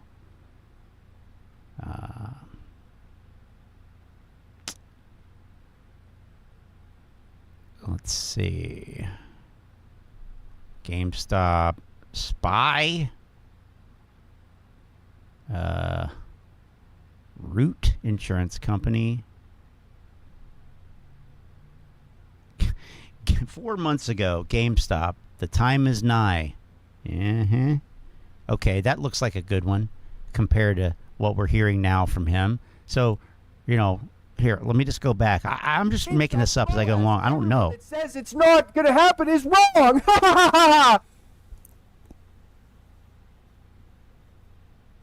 It's like you don't even want to listen to reason. Why would they? No matter how perfect I'll let the rant go. I'll just let it go. Your fucking face. With great analysis and somebody that works his fucking ass off to put this in front of you. And people will still read it and be like, nah, that guy has no fucking idea what he's talking about. I'm going to listen to Morant's rants, who's never fucking invested or traded a day in his fucking life. I'd rather listen to a guy like Fritzy, who literally just spent... Whoa. Wait a minute. Morant's never invested a day in his life? That's not what I heard. I heard that he was an expert. I heard that he was a professional, actually. No, I'm sorry. I heard he was a professional. Well, I guess in reality, you don't have to do the thing in order to get paid to talk about the thing, right? I mean, look at someone like Charles Payne. Well, anyway, we know that he actually did something though, because he got fined by the SEC. Never mind. Anyway, yeah. Anyway, I'm gonna let the rant go. How long is it? Is it roughly how long? Because I'm just gonna let it go. I'm not gonna say another word. Morant's rants, who's never fucking invested or traded a day in his fucking life. I'd rather listen to a guy like Fritzy, who literally just spends the entirety of his day talking shit on Twitter. All fucking day. That's all he does. I'd rather follow some other fucking jackass on Twitter because he posted a chart that fits my narrative. And whatever fits my narrative makes me happy, so fuck you.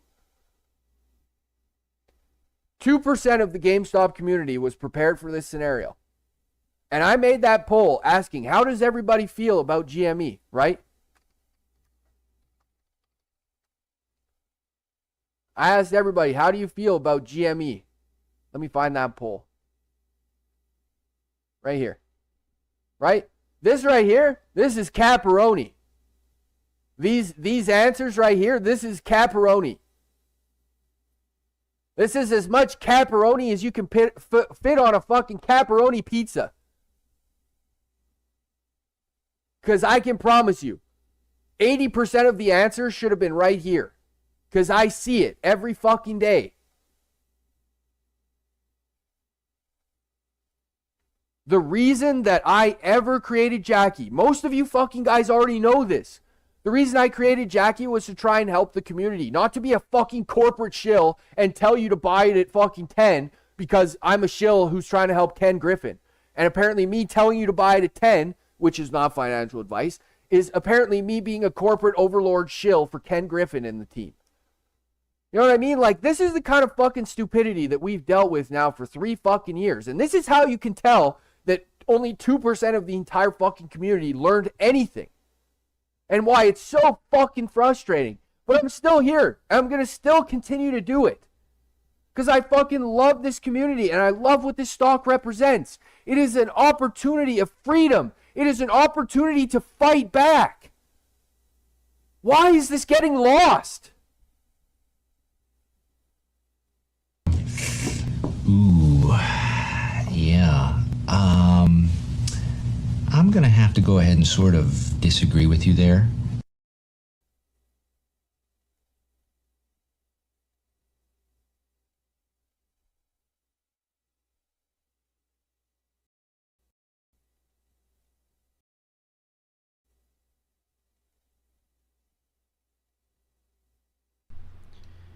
Yeah. It's doing that thing again where I have no audio from the video. Weird. We just say it's so fucking stupid. Here we go. Maybe he muted himself. Just say it's so fucking stupid. Whatever. And I'll happily apply this to myself. I didn't start learning here. I didn't start learning here. Didn't start here or here or here or here or here or here or here. Nope, not even here.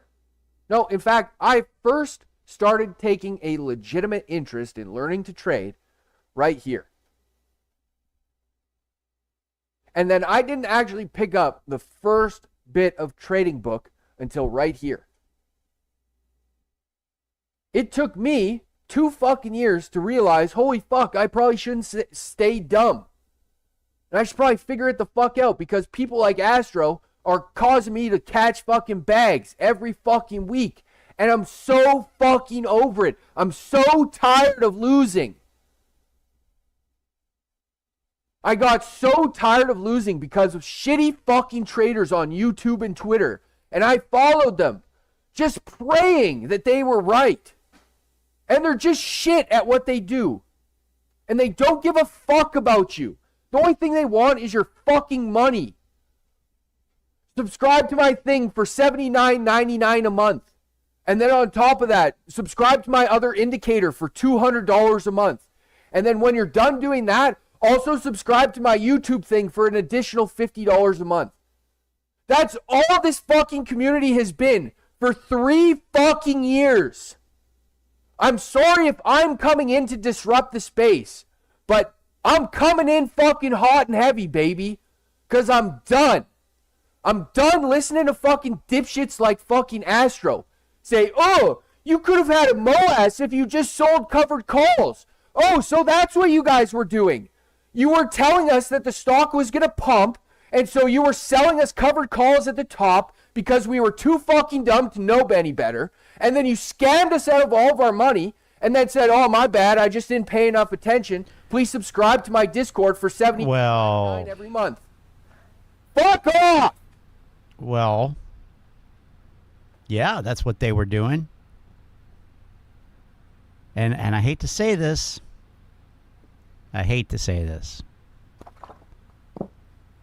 But we said that.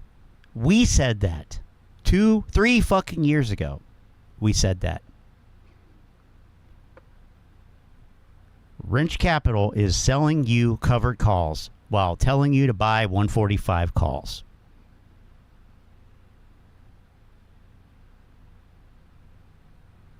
Is what happened. That's what we said. Honestly, I could spit fucking flames right now because I'm fucking actually pissed off.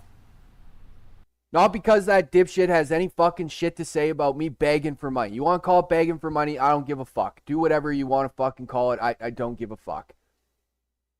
I'm just so fucking pissed off that 3 fucking years later, like, this is where we're at. Who are you mad at, though? The grifters, or are you mad at yourself? And it's honestly, you know, all of you guys that are listening to this, all of you guys that are listening to me in this stream right now, how many folks are listening to me right now? Let me just open up this YouTube thing and let's see. All right, how many folks do we got watching here? If YouTube ever decides to fucking load for me. One of these days. 114 people. 114 of you folks are listening right now. And of those 114, wow, 114 of you have now made it your job. Do I have 14? You have now made it your job. Being yeah, right. The Tits Gang, yeah, right. In helping educate the GameStop community. You know, I had to pause it for that. That's fantastic. You know, holy shit. I mean, this is interesting because this basically confirms what this dude is saying. That is being confirmed. That's actively confirmed. How? I'll show you. Like this. Oop, not that. Where is it? Come on.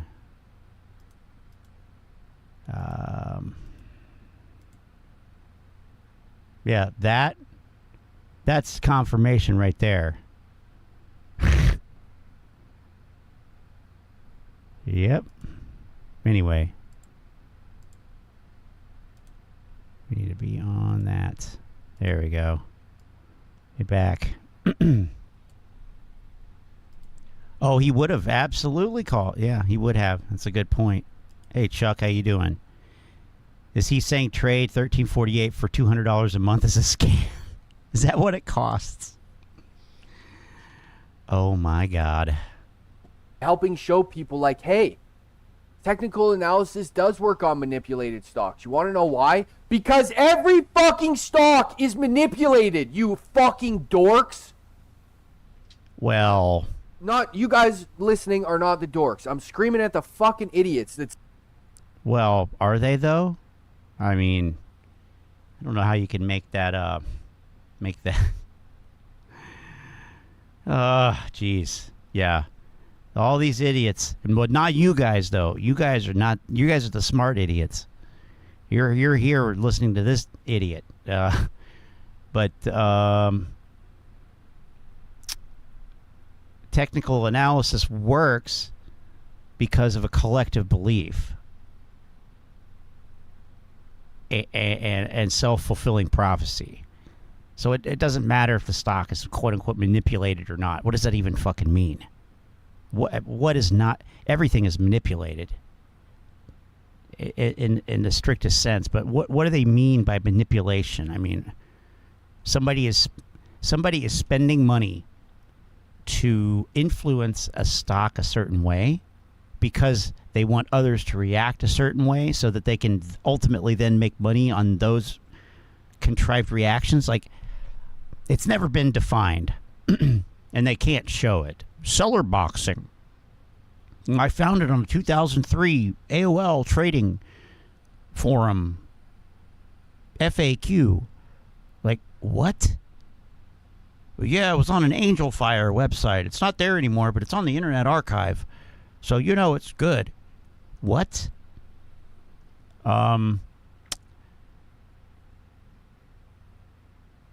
who cares? Manipulation, whatever.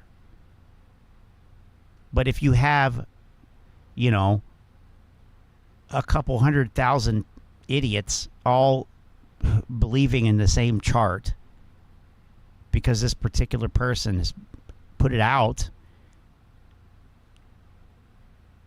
and people expect something to happen and they expect a certain reaction to occur as a result, you know, are they going to wait and get confirmation from two independent indicators, for example, or however you do it, however one would do it? No. They know when it hits this level, it's going to blah, blah, blah, blah, blah. And so we need to blah, blah, blah, blah, blah. And so what happens? They blah, blah, blah, blah, blah. It's not rocket science. It's psychology. That's all this is. It's psychology. It has nothing to do with a single goddamn number other than, you know, the psychological impact. Not for math's sake or numbers and dollars and cents and whatever. I say throw all that out the window. Especially when it comes to this shit. Because these people know nothing about money, finance, math, anything having to do with anything quantitative. It's because it's not about that.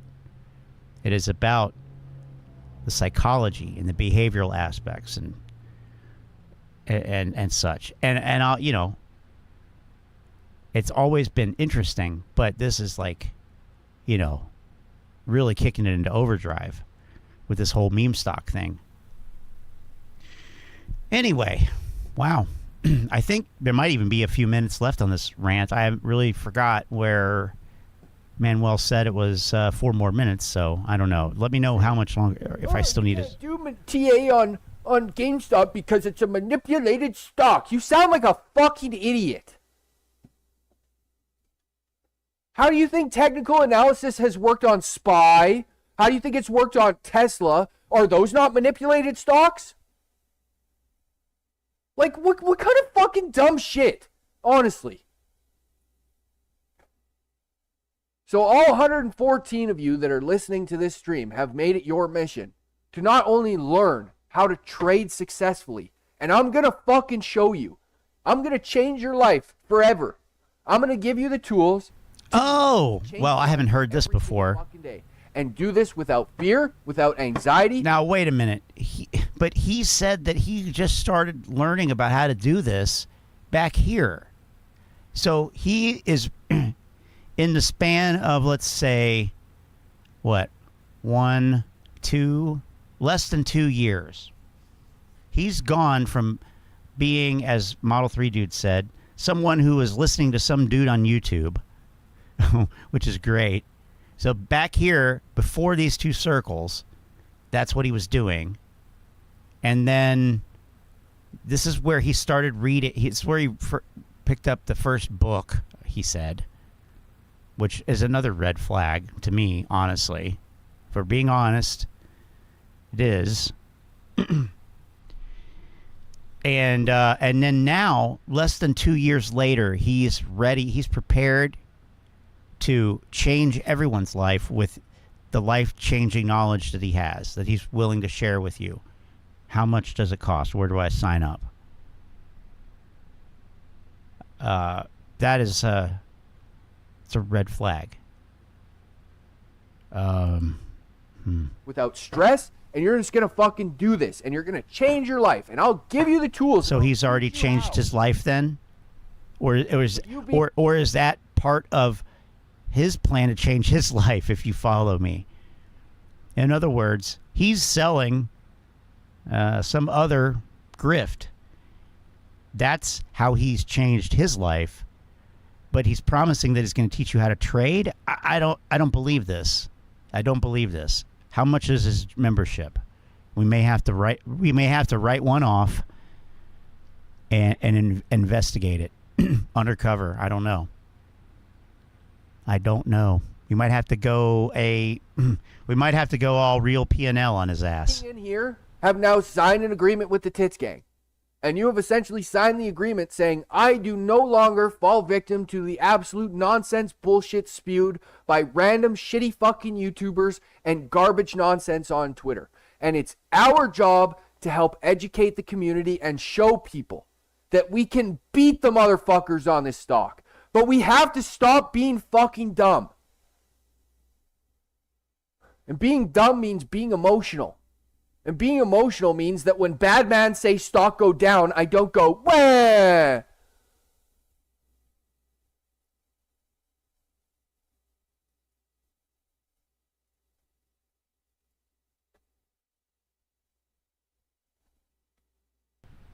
Okay. All right. That's a good place to stop, probably. Coffee. He needs a coffee, right? What is this RSI class lesson? 2,000 now divided by 5,000. What does that mean? What is that for, I wonder?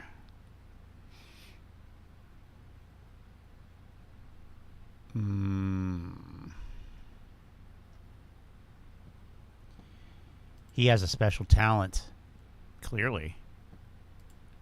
Let's see. I'm just curious here. What was this?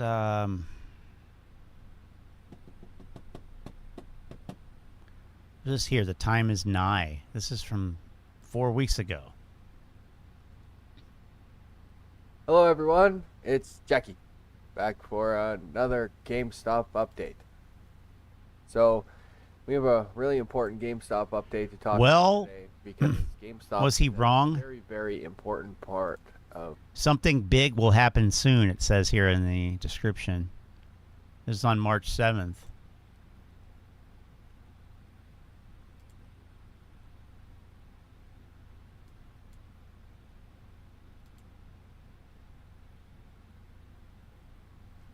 This was here.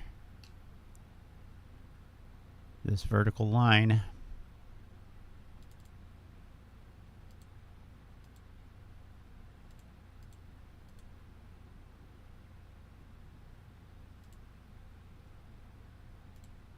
Of the chart. Very, very important point in time. Lots of things taking place that need to be discussed because honestly, we're at this stage where GameStop is going to make an explosive move. And that explosive move is either going to carry us very far to the upside or it's going to take us very far to the downside. So, a couple of things that we need to make note of first. So you guys see in pink, in these thick trend lines.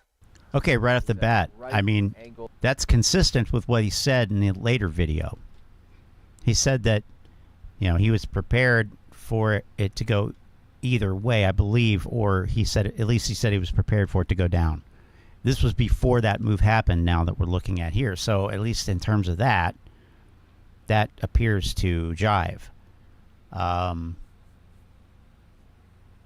not going to watch this whole video. I just want to get a sense, you know. Gold broadening wedge. And these patterns are... Oh, really? Oh, I love that. In these thick trend lines is a right angled broadening wedge. And these patterns are awful. If your stock is in this, it's not good. The example I have used for people time and time again is MPW, most recently, where it was in one of these structures and then to the tune of 40 some odd % down when it hit the last time, rejected on some very... And of course, GameStop would do something similar. Right? Okay, so we all understand that. So GameStop's currently in that, and while it's inside of that, every attempt that it's made to break out of it has been met with resistance, whether it's come in overhead supply, Fibonacci, okay, which was drawn from this high to this low. That gives us our thin bolded Fibonacci's, okay? So whether that resistance came at this 0.5 Fibonacci or whether it's actually come at this trend line itself, there hasn't been a single body close that has opened. I mean, I don't know why you need Fibonacci there. You've got a volume profile here that shows, it clearly illustrates that. So I don't know. I don't really want to go much further than this, but I don't need to see technical analysis on this. And I don't think anybody else does. But at least, you know, at least the initial hit was, you know, yeah, he wasn't. And, so hopefully, you know, that was profitable for him, I guess. Anyway, let's see here. So I found this article, or well, not article. I found this screenshot from Reddit, or this post from Reddit. There we go. That's what it is. That I'm about to display here in just a few moments. And, you know, we get this nonsense once in a while. It's funny.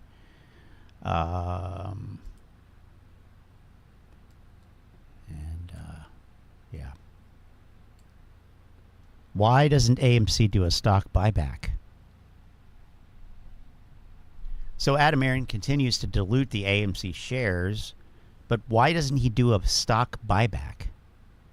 How does diluting shares raise more money for the company? Honestly, I'm losing faith in the short squeeze because I feel like Wall Street will just bribe lawmakers and politicians from punishing them. As a film school grad and avid movie fan, I'm in this to save my favorite pastime. Pastime. I'm seeing Cinemark's stock go up. AMC's go down, which is puzzling. I don't know. I'm just trying to understand the business angle, not the short squeeze angle.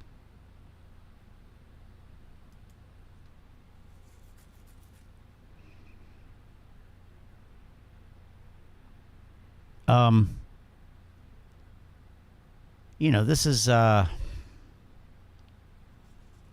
well, I'm not really sure. I'm not really sure where you start with something like this, you know. But this is what you got. This is it. This is it right here. You know, why don't they do a buyback? How does diluting shares raise that's really the one. How does diluting shares raise more money for the company?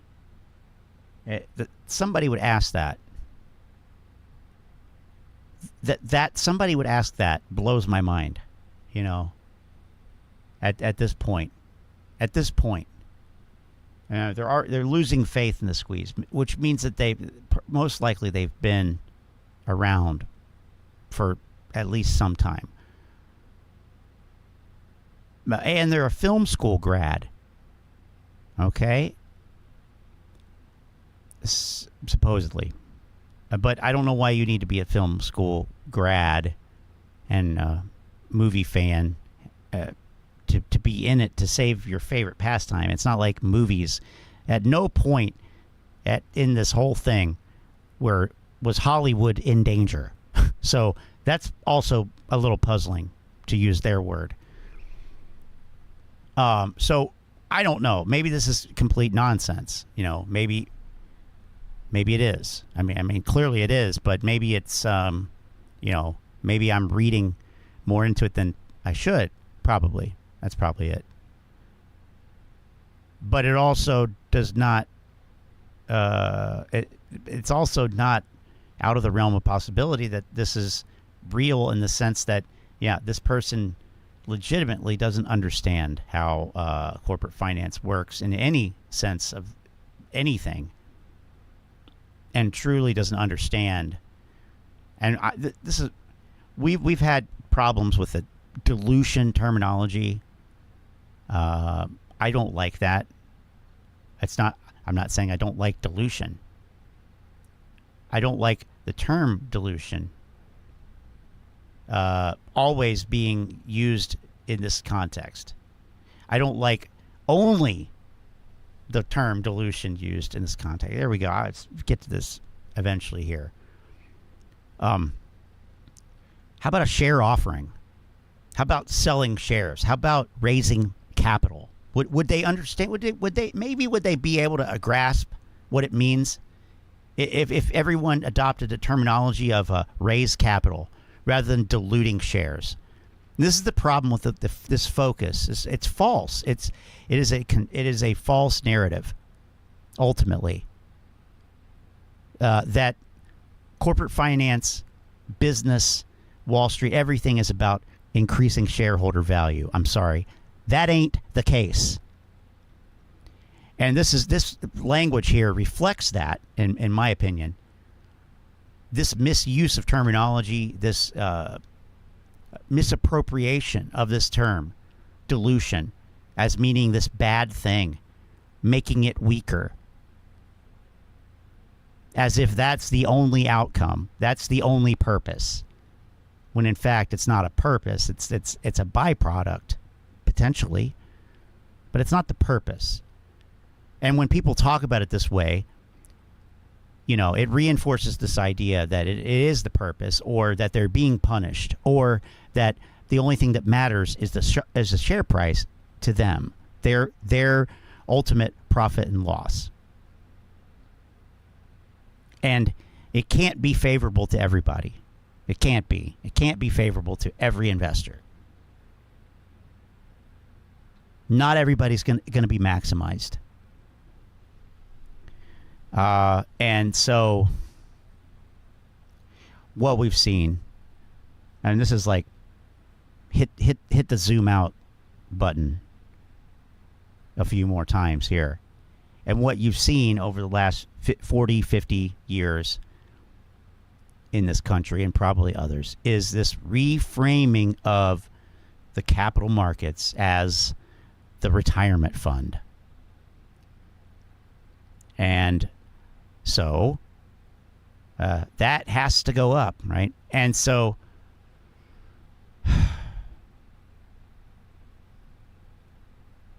when everything becomes about increasing shareholder value, what happens to these businesses? What happens to the companies? What happens to the corporations? What happens to innovation?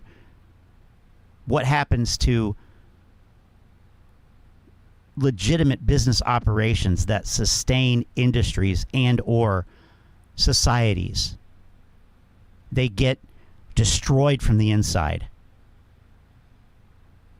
And what have we seen over the last 40 years? We've seen exactly that, precisely that. So to me, all of this stuff is connected. And what we're left with now is the empty shell of a healthy capital market. We're left with the empty shell of a productive and happy and expansionary society. We are left with whatever scraps are thrown by the likes of Elon Musk and Jeff Bezos and Bill. Well, he's dead now, Gates.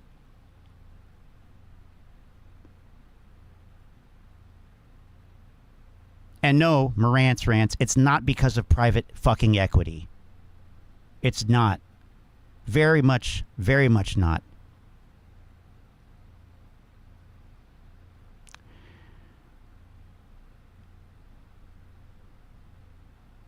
But what we're left with now is this completely ignorant populace that has no idea, no clue, to the point where they are willing to dive headfirst into a hole. They don't know how deep it is or if there's a way out, but everybody else is doing it. I saw it on TikTok, so I got to do it. The dive headfirst into a well challenge on TikTok.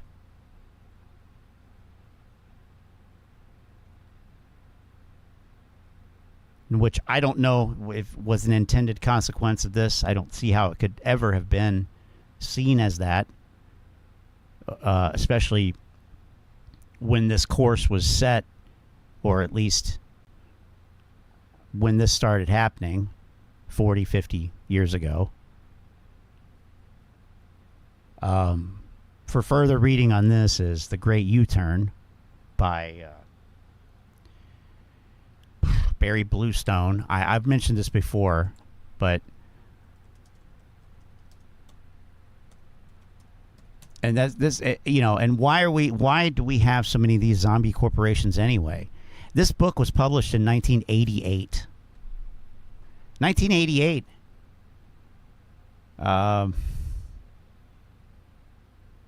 And really, it's about the destructive policies of the Reagan era. If we want to get right down to brass tacks, you know, that's what you get. So, The Great U-Turn by, I'm sorry, is that, yeah, Bennett Harrison, and I thought it was, well, anyway. It's worth a read. Yeah, Barry Bluestone. I don't know. It is Barry Bluestone. I knew it was Barry Bluestone. This is it right here. The Great U-Turn, Corporate Restructuring and the Polarizing of America.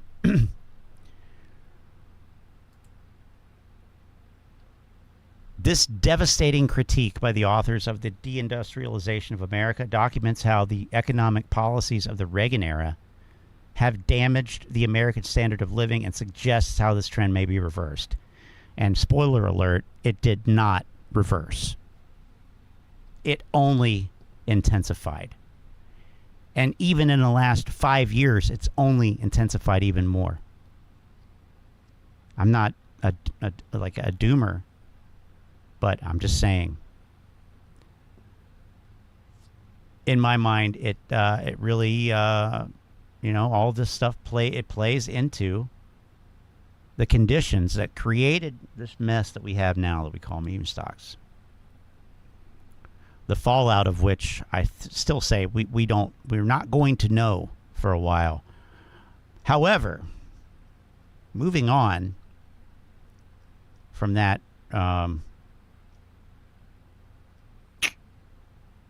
whatever it was.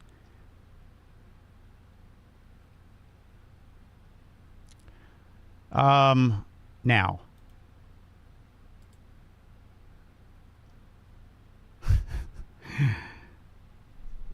Guess who's back? Yesterday I made a video, the $20. Psych. It's from 2 months ago. Did your heart skip a beat there? That was the intent. XRP vacation. Gotcha. I don't think people understand. Whatever. Listen, I hold a lot of coin. That $20, that's a lot of fucking money. $20, that's gonna be beautiful. Is this coin worth hundreds of dollars and thousands of dollars? Yes, it is. And I'm gonna still have it. I'm gonna ride it entirely. It's the #1 coin in the world, people. You'll see. I just want to tell you something. It's kind of disappointing. A lot of people are like, $20? I don't want $20. I'm thinking to myself like, you ungrateful motherfuckers. Like, Only in America will you see a situation where you put in a couple of $100 and you get a couple of $100,000 and you didn't have to labor for it. You just got to do is wait. And at the end of the day, people, I'm not happy with that. Well, I'm so fucking sorry that you're not going to fucking drive a Lambo next week. Maybe you'll drive a Cadillac in 6 months. But I don't get that. Listen, I'm not your moral judge. I don't, whatever. I don't give a fuck. You have to understand something. And I'm going to tell you this. I've been alive a long time. I've lost my life so many times, it's not even funny. I got a procedure on Monday. They're going to shut my lights out. Whether I wake up or I don't wake up, hey, that's the toss of the fucking dice. But I know going into it that I wasn't an ungrateful bastard. I think one of the things people have to understand something is this. On the road to becoming rich and wealthy and all that other shit, you have to first become one level of person. A person that people can fuck with. And having several hundreds of thousands of dollars available to you, people can't fuck with you. Because you can fuck back. You can fuck back in a major way and you can insulate yourself and your family. When I said $20, it's just because $20 puts that fucking thing on cruise control. And if you have a couple of $100,000 in the bank in case of an emergency, you can fuck back. When I told people in AMC that Ape was gonna fuck everything, fantastic. And I told people, you better really think about this shit. And I warned people. Let me tell you something. YouTube would have continued paying me fucking $50,000 a month. If I would have continued, AMC to the moon. I said, no, I got a fucking obligation to people. I don't fuck around like that. I told people, protect yourselves. Protect yourself because popcorn is gonna wound all of you. A lot of you remember that space call. I became the enemy. Motherfuckers threatened my life and all kinds of shit. It seems like they may have succeeded. I have one conversation that matters in life, and that's with me and Jesus at the end. I warned people, and a lot of people took my advice and they got protected. A lot of people took my advice and got protected. They paid for medical bills. They took care of a lot of the things. But no, people wanted to hold on forever. Motherfuckers, don't you get it? You grab what you can in life and you keep moving forward. So you take profits and you keep moving forward to the next one. And that's what keeps you from being an old fucking man being pushed around in a fucking hospital because you can't afford fucking a private room, because you can't afford a better meal, because you can't afford fucking have somebody next to you to help you. You're thinking about this now. Well, their fucking Lambo's gonna be rusted. It ain't gonna be in a fucking thing. And then later on in life, when you're all alone, and at the end of the day, the only thing you got to protect you is your fucking money. You're gonna remember this, Puerto Rican, because he told you at the end of the day, the first level in poverty to wealth is getting to that level where no one can fuck with you. Grow the because you can fuck back. Don't fucking disappoint me and break my heart. We're onto something now. Don't be that fucking person. Listen, you motherfuckers, I could tell you something. I could take YouTube and fucking make it to the point where I'm making $100 grand a month. I could turn this into a $1 million enterprise and sponsorships and all kinds of shit. I could turn this into a fucking circus. I could get my fucking health back in line or whatever and fucking fight a Jake Paul and fucking make $5 million.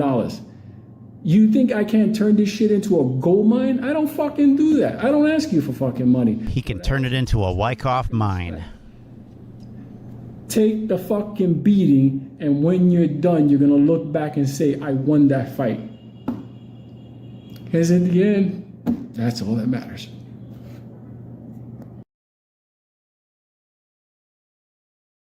Well, yeah, I felt the fade out was appropriate on that. I don't know why. It just seemed right. Anyway, so wise words from Mr. Bravo, huh? Except for the whole XRP thing, right? Hey, I mean, I guess it is on an uptrend. Hey, yeah. Hey.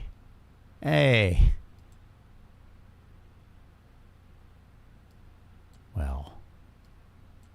Whoops. Anyway,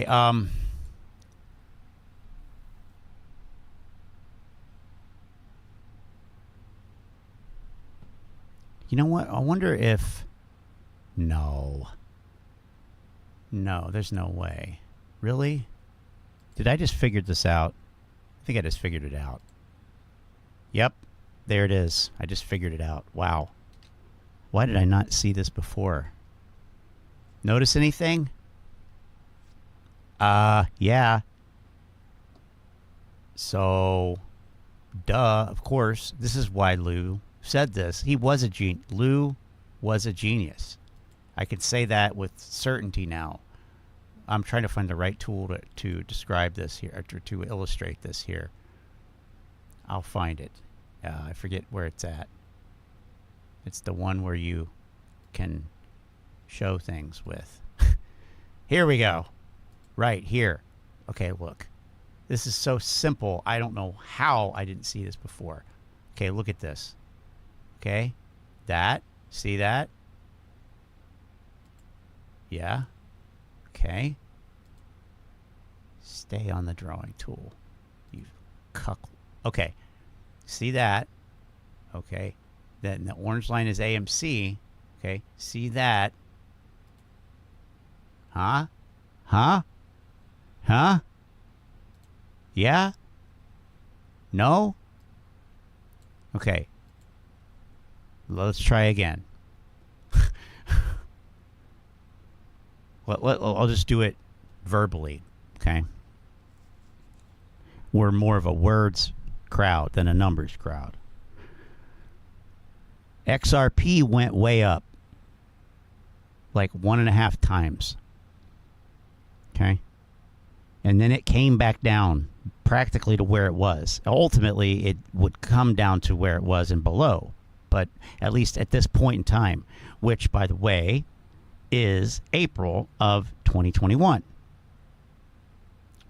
Okay, exactly 2 months later, I mean exactly 2 months later, AMC does the same thing. Except, of course, it doesn't go up by 1.5 times. It goes up more than that.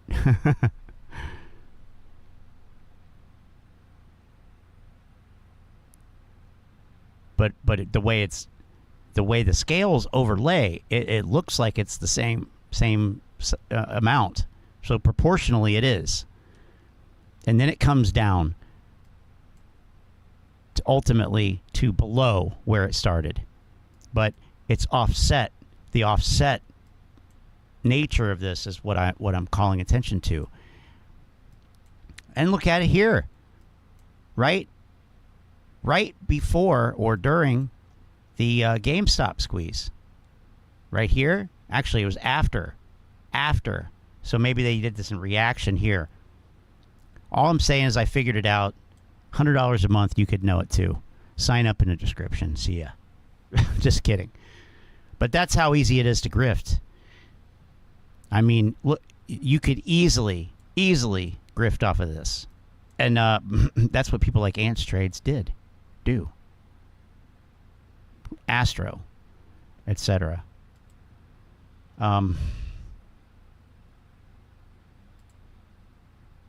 So thank you, Lou, for putting a damper on our mood tonight. But, you know, sometimes it has to be done. Okay. I'm going to do this now. But wait a minute here. Hold on. Is that...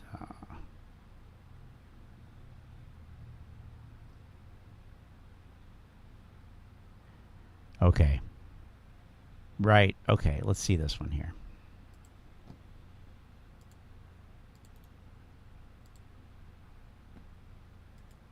Page here. Oh, wrong one. Oh, geez. Wrong one.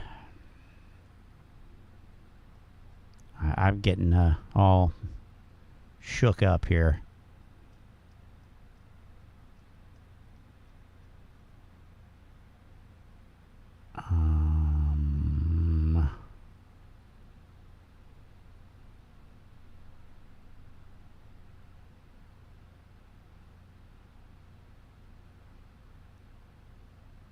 Aha. Okay, here it is. Here it is.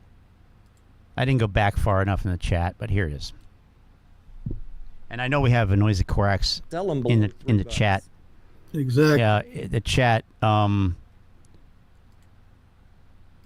not sure if my I didn't set up the voice channel microphone routing in the same way because I wanted to avoid that delay and all that stuff. So, oh shoot! What did I just do?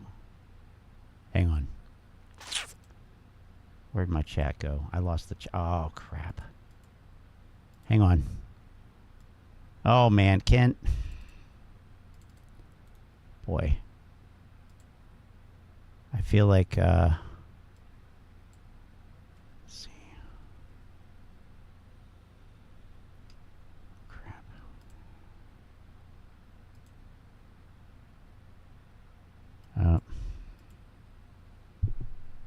Let's see. So that, that's funny that that the Marantz Rants gang would show up on a stream about football, right? Football. I mean, it's I can almost understand it if you're talking about GameStop or something, but oh. Why does it keep doing this? Anyway, yeah, I know. I'm fumbling here. I don't even know what the hell is going on.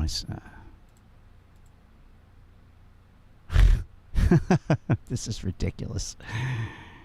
Oh, Jesus.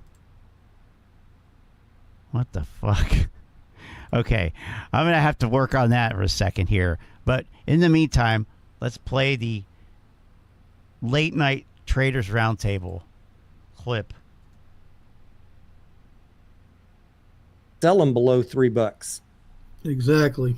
So we're selling $3 covered, $3 cash secured puts, collecting the premium on it this week. If it drops below $3, we're going to be stuck buying AMC at $3, but we're okay with that because we think even if it drops to $2.50, that once we get closer to Q3, as long as there's no dilution, and especially if they get the debt worked out, that we there's that word again, dilution. If there's no dilution, and I saw, but my name was over in the chat there, but I'm not paying attention to the screen always, so I guess I could leave it up, but yeah, that is Tony. That is Tony. All right, I'll leave it up. But I guess I have to put it on all chat replay. Anyway. Saw a little bit of good news in the industry with that Cinemark upgrade, which makes me feel even better. So we got some separate issues we're watching that are specific to AMC. But overall, we're more bullish than the bears that the long-term trend for the industry this year is okay. So yes, this is a speculative trade. This is risky.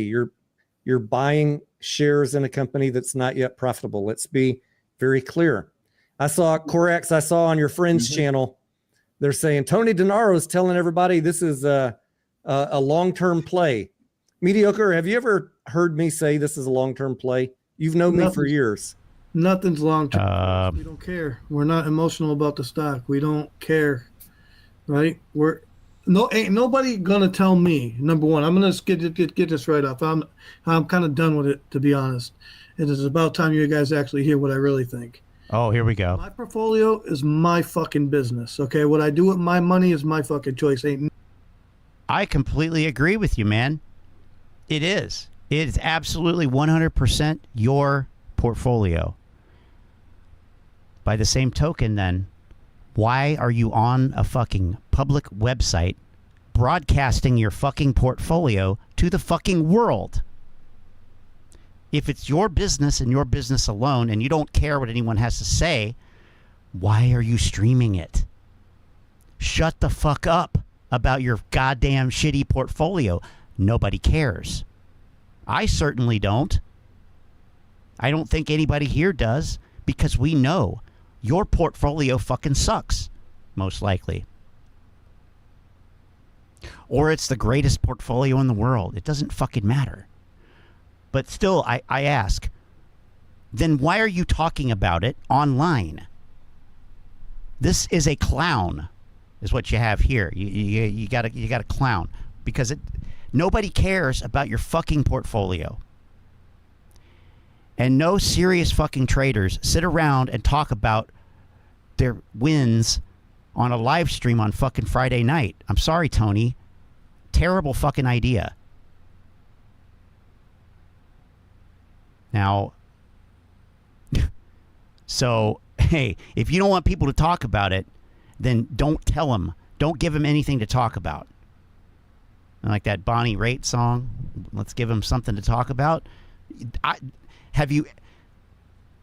That is not what you're going to get here. We are not going to give you something to talk about. And how about my portfolio? No.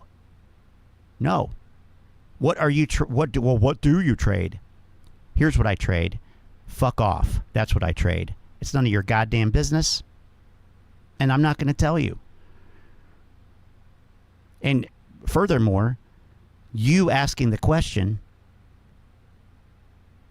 shows me that, yeah, I am doing the right thing by not telling you. How about that? The more people ask and the more people want to know those things, you know, the less likely I think, well, certainly I am, but people in general, because even if people told you what they were trading and how they did it, you still would not make money. I know that. And I'm saying the proverbial you, because that's not how it works. You can't do it. You cannot do that. That's why all of those trading monkey see, monkey do, trading alerts and triggers and all that shit, it's garbage. Now, you know, I figured that out pretty quick. But also, you know, are you going to learn how to play a musical instrument by having somebody stand over your shoulder and saying, oh, press this button. Oh, press this button now. Oh, then press this button. No. And that's what this type of trading is. The monkey see, monkey do. Anyway, I'm going to continue here. Nobody going to tell me I can't sell a put, sell a call, buy a... Who's saying that? Share. None of you are ever going to tell me that. Ever. Well, why would anybody? Who is? And yeah, of course not. I mean, well, they might tell you. Now, let me tell you something there. Some people are going to tell you that, okay? That's part of life. But what you have to do is you have to not be an asshole when you tell them to fuck off. And that's a hard thing to do for some people. You know, like you can handle it professionally, or you can handle it like I think he seems to be handling it right now. But, oh boy. Oh boy. So you can leave comments, hate, whatever. I don't give a fuck. Okay, cool. That fucking clear. Okay? I don't. All right. So I'm in the market to make fucking money. Period. Okay? You can do your whole fucking buy and hold theory, whatever the fuck you want to do. I don't care. I'm sorry, Tony, I gotta do it. Hey, you speak for yourself. Go ahead, my friend. This is your moment. So if you don't like what I do, fuck you. I don't care. You want to learn? I'm willing to fucking help you out. Other than that, that's fine. My biggest rant of the week, and I'm going to say again, Corax, why your friends lying on me?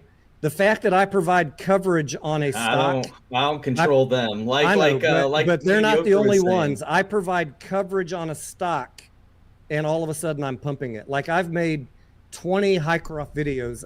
Every single one has said if I'm in Hycroft, it's only for a swing trade. That the company's okay. Not mining. It's a very risky play. I've been called a hedge fund plant for being so negative on Hycroft, but then I got to hear dipshits on other YouTube channels saying I'm pumping Hycroft. Like, bro, have you ever fucking once listened to my video, or you're so stupid that all you can do is read a thumbnail and you just have this assumption in your head. I mean, that's interesting that he would say that. I mean, wow. Tony is such an asshole. I mean, this guy is such a prick, right? I question whether he has ever watched this stream, but I know that he has because now he talks about real shit. Bro, I was here 3 years ago when your ass was pumping AMC more than you pump your dick when your wife won't give you a blowjob, okay? Like, for real. The shit that you were saying was brain dead. Now all of a sudden, you're providing information, coverage. I think Tony even talked about short volume once. Short volume. Like,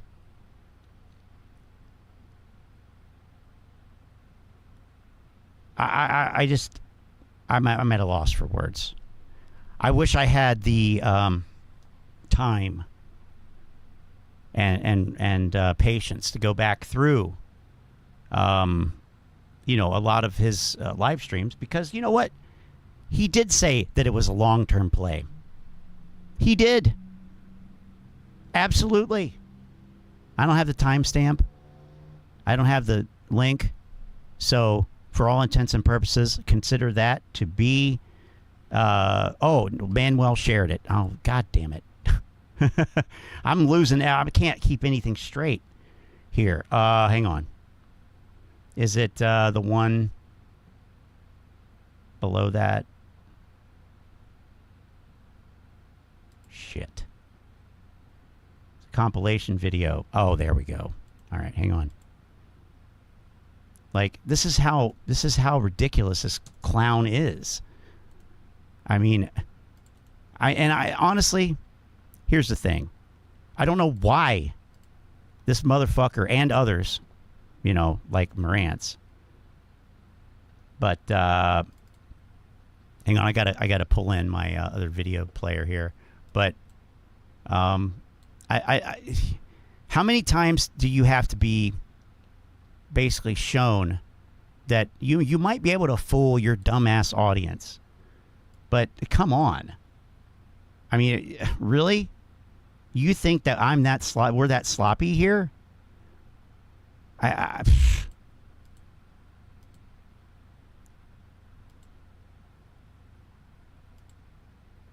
Yeah. All right. Let's see. Hopefully that can be seen well enough. But yeah, okay. See if this is it.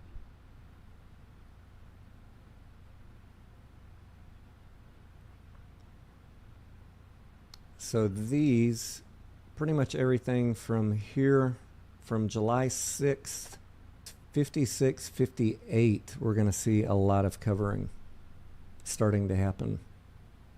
Oh. Let's okay. This trend line that I put in last week too. So yeah, if we can get a breakout above this trend line, which would be at 53.5, I think we'll also see a lot of buyers coming in. Good morning, Tama.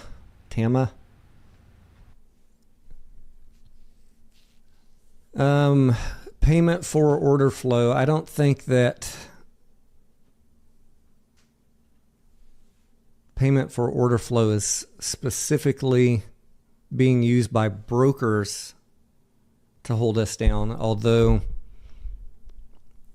when those orders go to someone like Citadel Connect, I am concerned that they're getting, even if it's just microseconds or seconds, they're getting advanced knowledge of the retail buying trends. Oh, That's okay. not the broker's fault like Webull or Robinhood. That's just an advantage that Citadel Connect is using to their advantage. So if Citadel wants to short with their hedge fund arm, I don't think that they should be allowed to have one of the largest market maker operations out there. If they can find an advantage they're going to use it. I believe they're trying to stay legal, but they will use every crooked way that they won't get caught to make money or to hold. Anything they can do where they think they're not going to get caught. Oh, when it squeezes, how much can we expect to see the price reach? That is the question of the year, isn't it? I don't know. I don't think it's going to be 500,000, but I've been wrong before.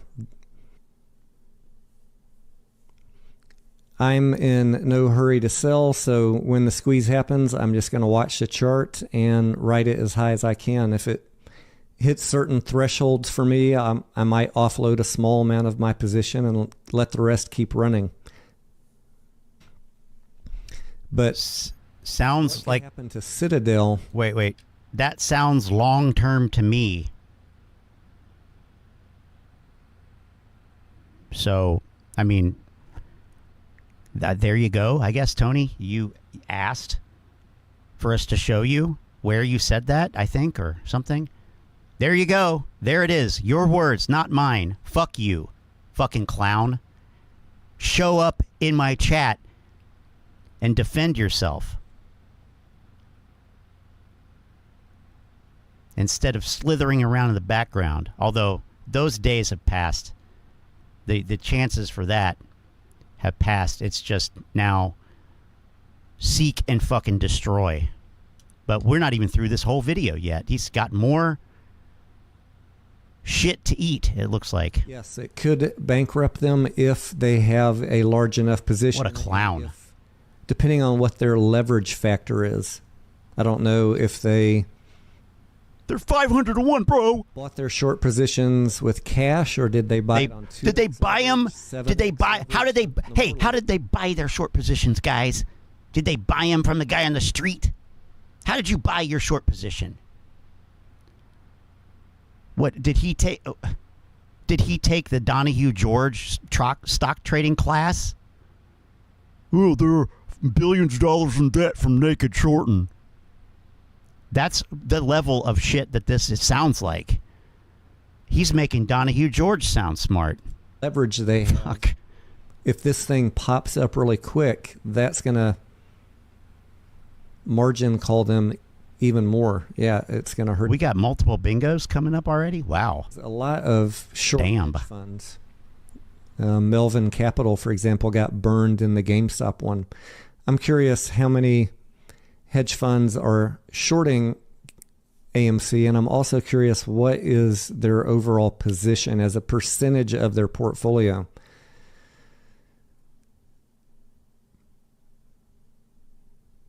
Too bad you'll never know, and it doesn't matter. No, it's not. As to whether or not it would bankrupt them. But, I mean, even if we make them bankrupt them, that's good enough for me. What are you talking about? Now, he just spent time talking about, oh, Citadel shouldn't be able to have a market maker and a hedge fund, and it's unfair, and they get milliseconds of advantage. So clearly you know that they're separate operations. But now you're sitting here saying that somehow it's going to bankrupt them? Like, what? Who? What, the market maker? The one that makes money off of the spread and doesn't care where the stock goes? Or the hedge fund that you believe is getting advance information from the market maker, who also is not going to lose? I mean, it just doesn't make any sense. This is a tinfoil hat level broad strokes, which doesn't get. I mean, yet I would say it doesn't get you anywhere, but it gets you deeper in the hole, really, and that's where the apes are, of course. Anyway, but yeah, just confused narrative here. As a percentage of their portfolio, and these things are unknowable, and they're irrelevant. And even if you did know them, it wouldn't help you. It wouldn't help. you just have to take full responsibility for your goddamn trades, no matter what. Even if you think somebody's manipulating it, it's your fault for getting into it, not enacting risk management. I mean, what percentage of a portfolio a certain short position is in a hedge fund is materially irrelevant to you as a trader. I could not be more clear about that. And if you're looking for it, you're looking for that information thinking that that's the key, don't listen to anybody on YouTube who says otherwise, because you can't find it and it doesn't matter. And people who are profitable, they aren't worried about what the short interest percentage is or the days to cover or any of that shit. They don't care about the size of the float. They don't care about what percentage of the float is held by retail or is DRS, because it's all irrelevant. All of it. 0.00%. 100%. That would be a key factor to know as to whether or not it would bankrupt them. But I mean, even if we make them lose billions of dollars, that's good enough for me. Oh yeah, it would be good if they lost money.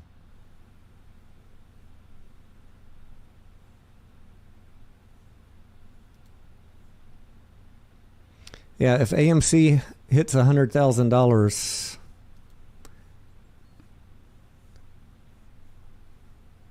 that would be fantastic. Well, shitballs. Very dependent on how patient everybody is at holding and how fast it runs up. And synthetics. How many synthetics are there? Oh, so we got two nuggets right there at the end. Two nuggets right there at the end. It depends on how much people can hold. And synthetic shares.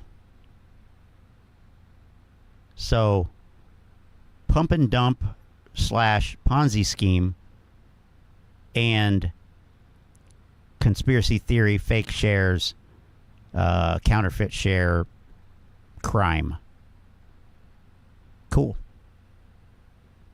Now we got another little clip here too. Is that enough? No, that's not enough. Okay. I'm just giving the people what they want. Oh God. Know for a fact what Tony just told you is true, because I fucking wanted him to be wrong, because I did not want to buy back my fucking options. We were talking about it for a week before I did it, right, Mediocre? Absolutely, we were. I don't know why these fuckheads why your friends don't believe me, Corex. Like, I don't fucking come on camera and lie. Oh, Manuel. I'm telling you the topic of conversation. Railvin, or however you say your name. I don't fucking lie on camera. What I tell you is what is the actual facts. I sold my shares. What I kept was protected by $4 January puts, and I'm doing fine on that. It hedged my position perfectly. And I haven't decided yet if I'm going to close out those puts or not. It might go lower. So I'm going to see how next week goes. But I think we're close to a bottom. So I'm starting to buy in this range, especially. Oh, dear. $3. I had a limit. So we got another bottom picker. Another bottom caller. Okay. Order to buy at $295 today. It didn't hit. So, Tony, I remember that conversation well. And the reason I totally remember that is because I wanted your ass to be so fucking wrong, dude. Oh, God. I wanted you to be wrong. Look, it could go lower if the market crashes, if bad news comes out. I'm not always right. This is my fucking opinion. If they raise interest rates because they have to, because of inflation, all fucking stocks in the market are going to go down, right? You can't account for that. You want to know what? Well,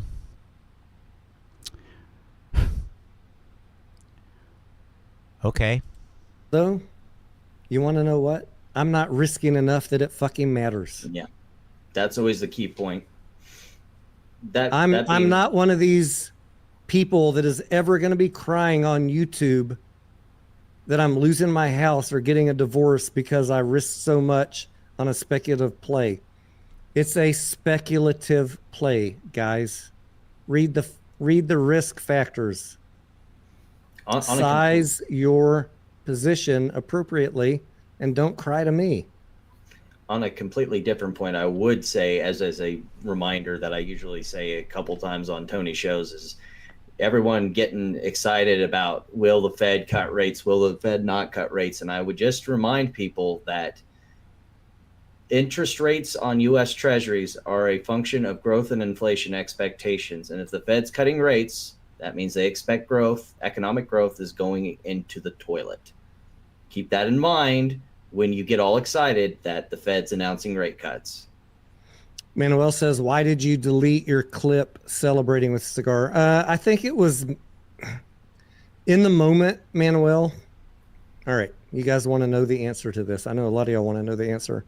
The day that the APE AMC conversion happened, we were celebrating, right, Mediocre?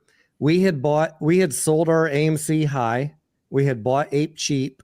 We had been telling people for a year that was going to happen, and there was going to be a moment where APE was going to run up and you could recapture some profits and fix your position, right? Yes. We had many conversations. We took a lot of bullets. All right. I took a lot of arrows in the back. Tony I took did. a lot of hate. I took all the fucking hate. I'll tell you right now, I didn't come out here and tell people because the fucking hate was ridiculous. I took that for a fucking year from these dipshits, the no voters. I said, hell with it. So why talk about your positions? I just don't see the point. Just don't see the point. Railvin says, Tony isn't a liar. He just shares his misinformed opinions.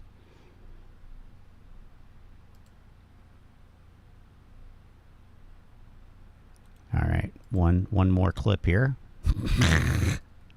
There's always one, but wait, there's more. Oh boy.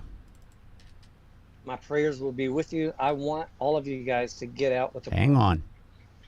I don't know what's going to. Hold on a second. Hold on. We got to bring the video. We got to bring the video in. Okay. My prayers will be with you. I want all of you guys to get out with a profit. I don't know what's going to happen next.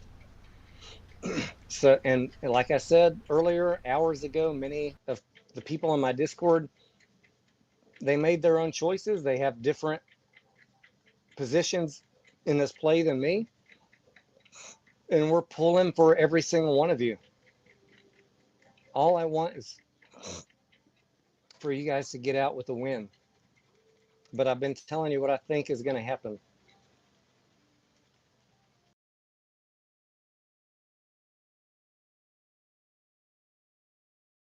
Very heartfelt prayer.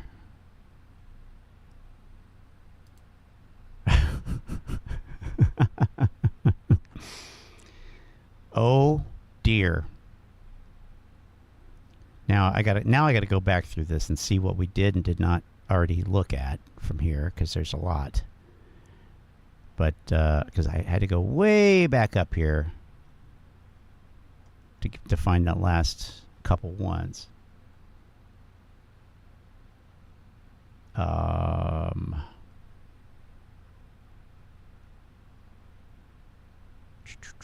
Let's see. What was that day trading live one? Oh, that was the one we saw. Yeah, we already saw that one.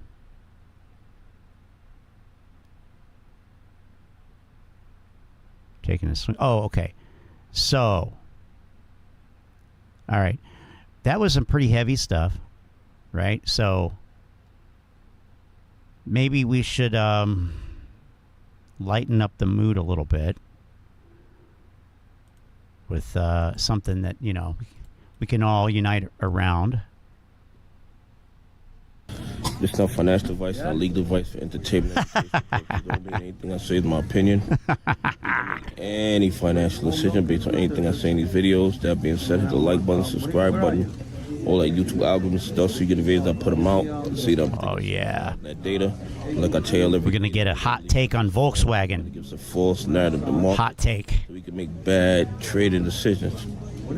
Listen, I was looking at the Volkswagen squeeze, and then I decided to, you know, do some more DD. You know, the DD they say we don't do, because I'm trying. I was trying yeah, to that DD. Why Volkswagen squoze the retroactive DD that we all know that you do. It is. It is.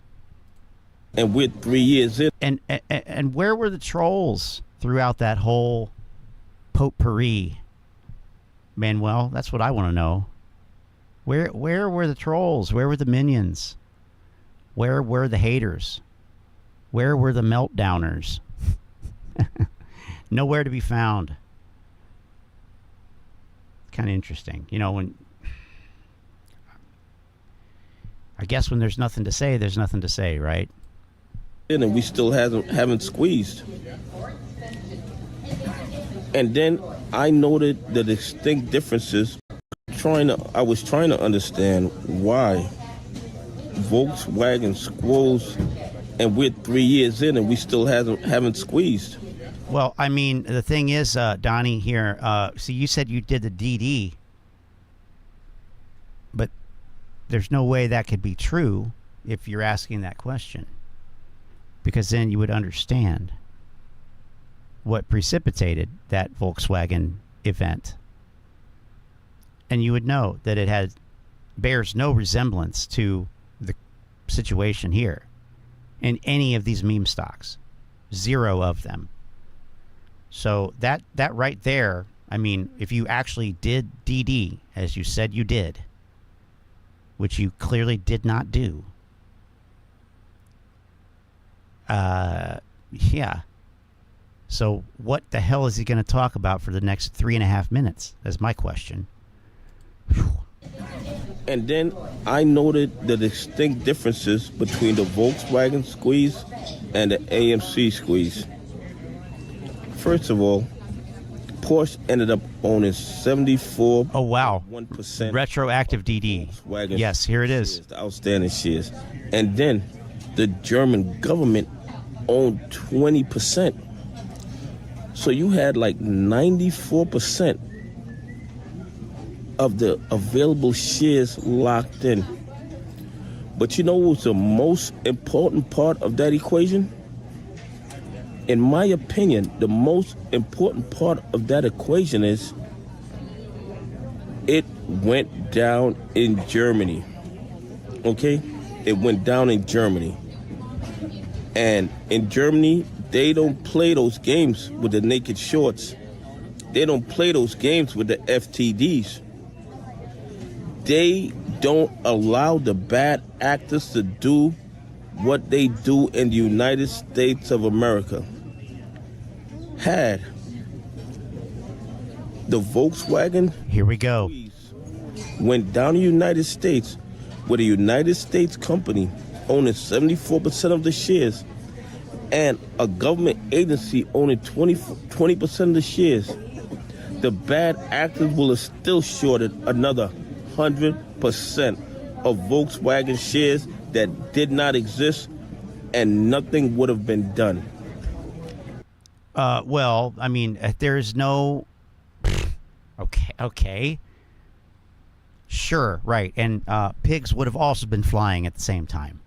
I mean, let's just, make a wildly speculative, ignorant fucking statement with a smirk on our faces while we're sitting at fucking dinner or wherever the fuck he is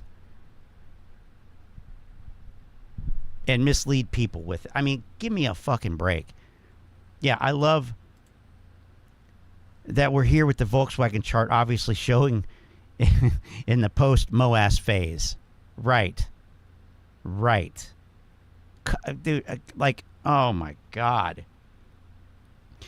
And by the way, what government entity would own 75% of the shares of AMC in the United States? And if that's the case, if they don't play those they don't play those games, this is a video full of D's. If they don't play these games, because we did the DD that they say we don't do, and some distinct differences, then well, it sucks to be the German apes then, right? Because it's not going to squeeze there. Did anybody tell them? Somebody needs to make a video telling the apes in Germany that, hey, you know, Volkswagen, well, that's not going to happen to AMC in Germany for you guys because you all don't play those naked short games. I mean, imagine, wow. The bad actor was Kirstie Alley. What? She's still in Scientology. And that is the reason why AMC hasn't closed and that Volkswagen. Oh my God. Because it happened in a country that don't allow the shenanigans that is allowed in the United States of America. And I'm not telling you to buy, hold, or sell AMC. What I'm telling you is this. If we had the same short selling, naked short rules that were enforced in Germany, in my opinion, AMC would have closed 2.5 years ago. Had a Volkswagen squeeze been in the United States of America. Oh shit, she died. Oh, never happened. Sorry. Let me rephrase it. Not it would have never happened, but it wouldn't have happened so quickly. It would have probably taken a year or two for it to happen because the bad actors can do what they want in the United States.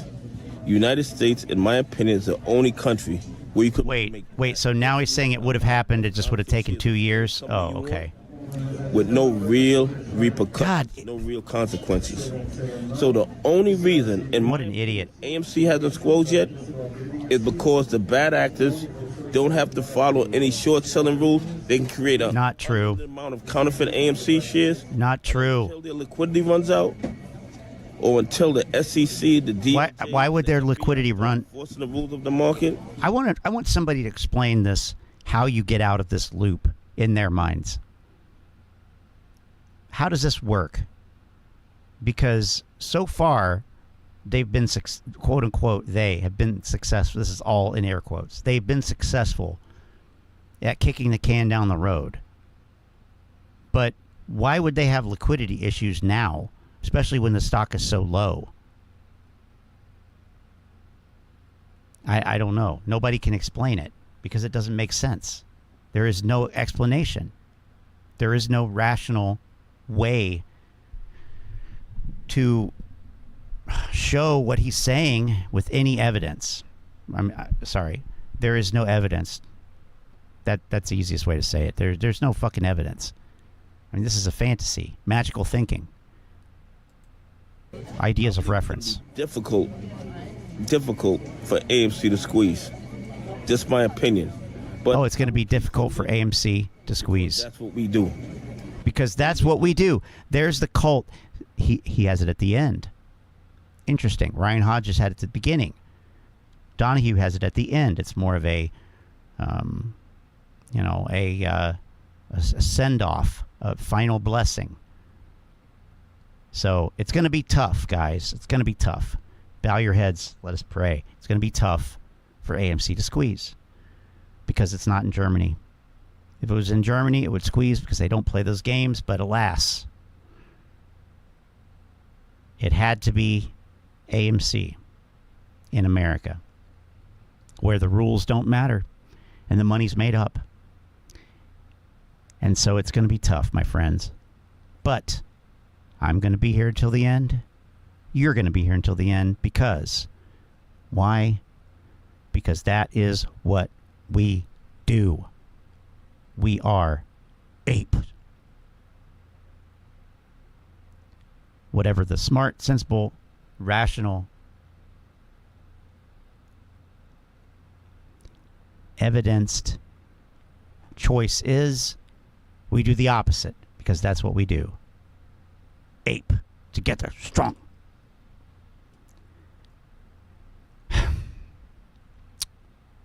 Okay. Interesting. So the the prayer is at the end here. Difficult for AMC to squeeze. Just my opinion. But I will keep holding because that's what we do. Anyway, please leave some comments. Tell me what you think. Do you think... Oh, Model 3 dude. I know. I'm getting there. The United States were astringent. That stuff is hilarious, okay?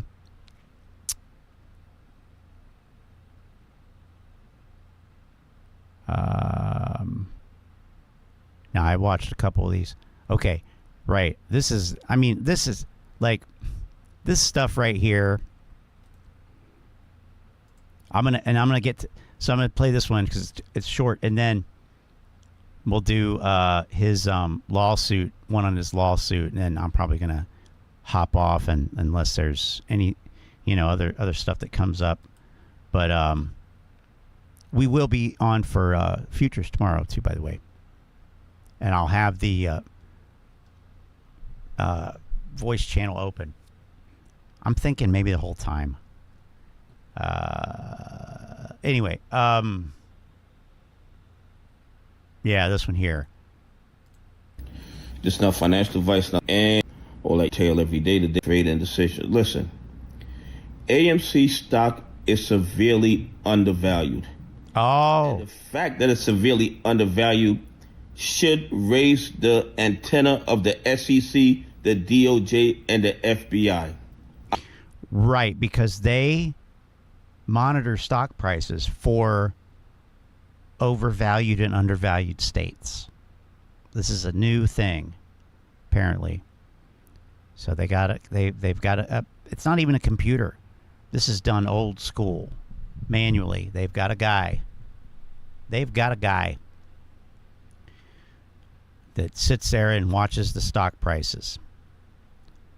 And that he also knows the fundamental value of the companies in real time. And whenever there's a divergence, more than 2.3% from those values, an antenna gets raised. And what they're supposed to do is the FOMC is supposed to step in and buy or sell the security to equalize the price. But clearly they're not doing it. My guess is Ken Griffin paid him off. That's the only explanation. But we'll see if Donnie gets there. I'm just telling you all how it works. So. And the fact that it's severely undervalued should raise the antenna of the SEC, the DOJ, and the FBI. I'm going to tell you why. AMC has more cash on hand than their market cap. AMC makes... What? Say it ain't so. More cash on hand than their market cap? What? No way. The DOJ and the FBI. I'm going to tell you why. AMC has more cash on hand than their market cap. AMC makes... Oh my God, no way. Tell me more. More in a quarter than its market cap. I don't know any other company with numbers like that. I'm not saying they don't exist, but they're very, very... So I don't know another company with numbers like that. Well, I don't know if they exist or not, but so you don't know. So you don't know then. Oh, okay. Rare. So why'd you say, but it's rare? It's rare. How many did you check? Did you check? Do you know how to check? Where'd you check? When? What'd you find? Oh, it's rare. Okay. The AMC has more cash on hand than their market cap is enough to raise antennas in any other industry. And even in Why? This industry. Why? I'm still wondering why. What does that mean? What does it mean, Pee-wee? Well, I mean, we can talk about what it means, but why is he upset about it? That's the real question. If the people losing money were not retail investors, if the 1%ers were losing money on a company that was heavily naked shorted as AMC, and they had more cash on hand than their market cap, the DOJ would have been investigating. The SEC would have been investigating. Why? The FBI would have been investigating. But because the people losing money are the 99%ers and pension funds, nobody sees anything wrong with these numbers. What? Okay. In my opinion, the 5 best ways to determine a company's value is EBITDA, which is like earnings before interest and taxes. Oh, yeah. Enterprise value, market cap, which we all know, discounted cash flow, and book value. If you look at all these other valuation methods, we did verify that AMC is severely undervalued. What? And it tells me that these bad are illegally manipulating the price of AMC down. What? In order to scare retail investors out of their position. What? And I'm not telling you to buy, hold, or sell AMC. I'm telling you that based on how you evaluate the value of a company, AMC is severely undervalued except for market cap, and that's because the bad actors are able to create an infinite amount of counterfeit AMC shares into the market. What's worse is that, they couldn't push the price down, so they have resorted to sitting in the dog pool and trading back and forth between each other at lower prices in order to push the price down. Oh yeah, because we can totally tell that. We can totally tell that it's hedge funds trading back and forth. I mean, this is stuff that was said in 2021 with no supports, no evidence, nothing to prove it. Just empty speculation.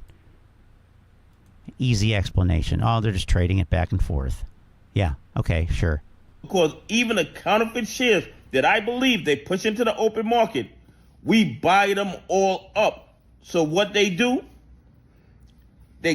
But how are you buying them all up if the trading in the dark pool is hedge funds trading back and forth? You use Robinhood.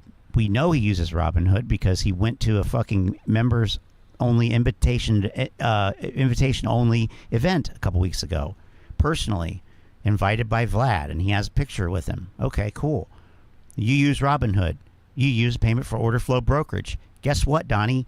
Your orders are going to the dark pool. So what the fuck are you talking about? Your own orders are going off exchange. I've never once heard him say that he uses another brokerage, just not because there are only 2 that are not payment for order flow brokerages. Right? Fidelity and Merrill Edge. So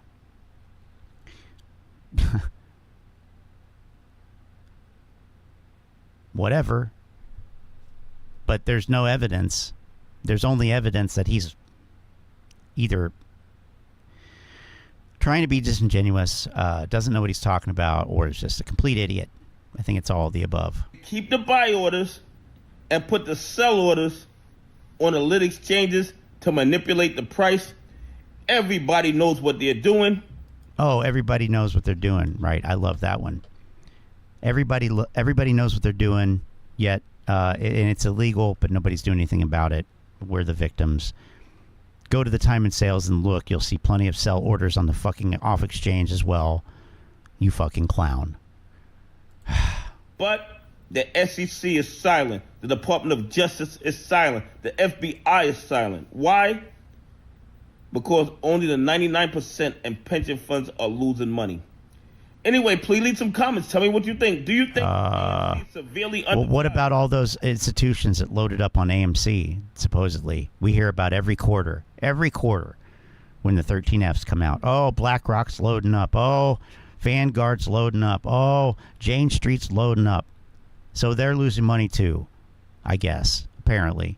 So why did they load up? Or did they not load up?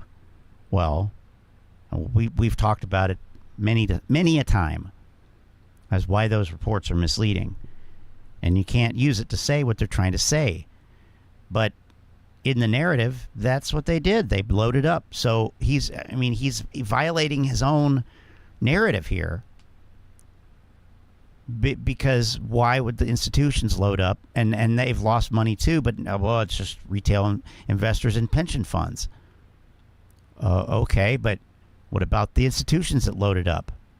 That people like Donahue George and the Creative Investor and others grift about every fucking 3 months when the 13Fs come out. I mean, give me a fucking break.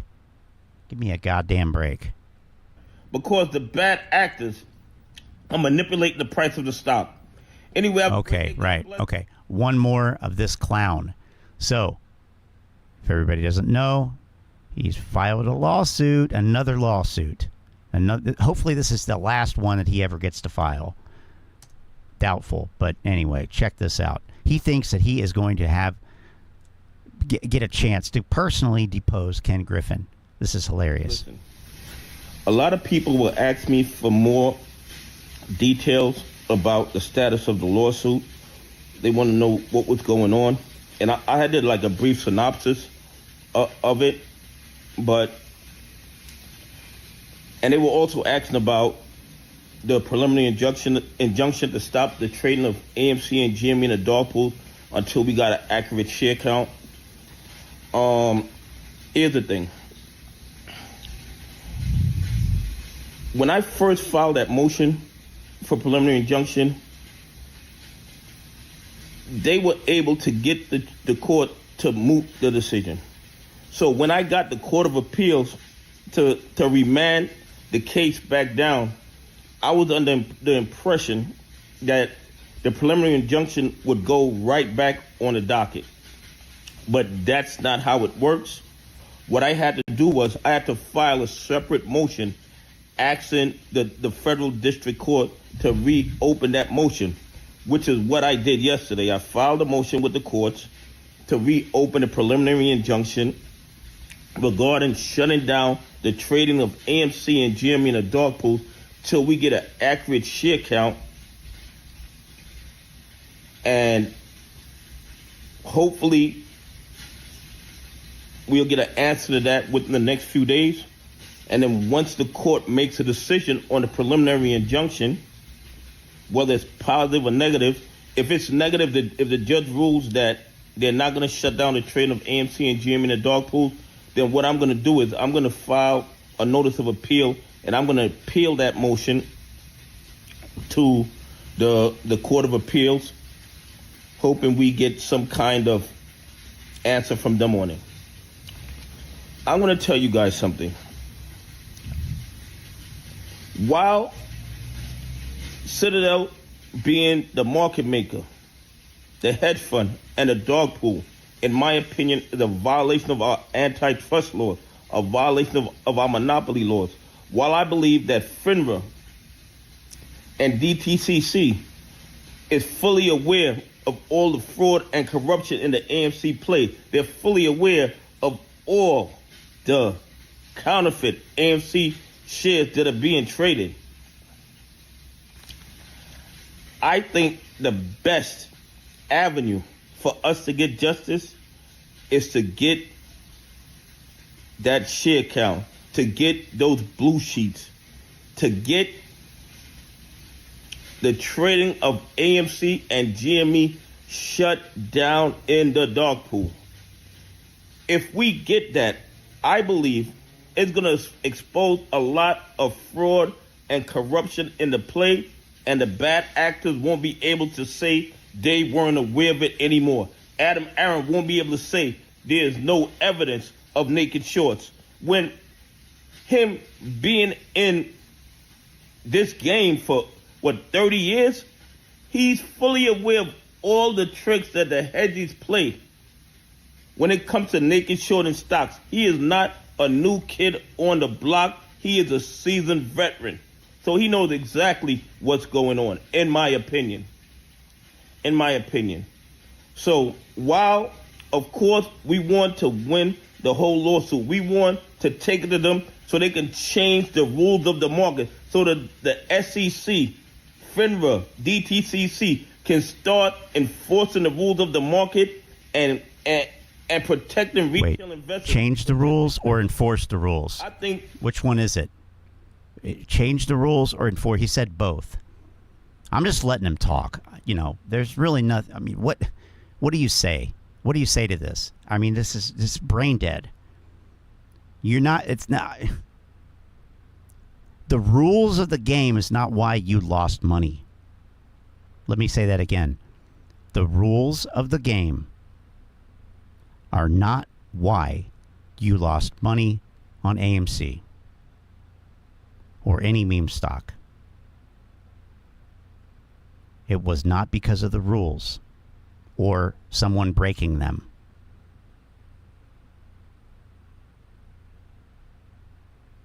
It just wasn't. Now, we know this, but there are people apparently who don't, or don't want to believe it. Still. Okay.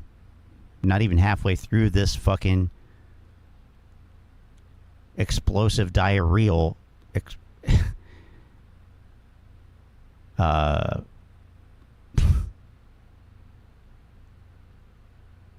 don't even know. Fuck me. The quickest avenue to that would be shutting down the dark pools. I believe if we do that, it's going to open up the floodgates.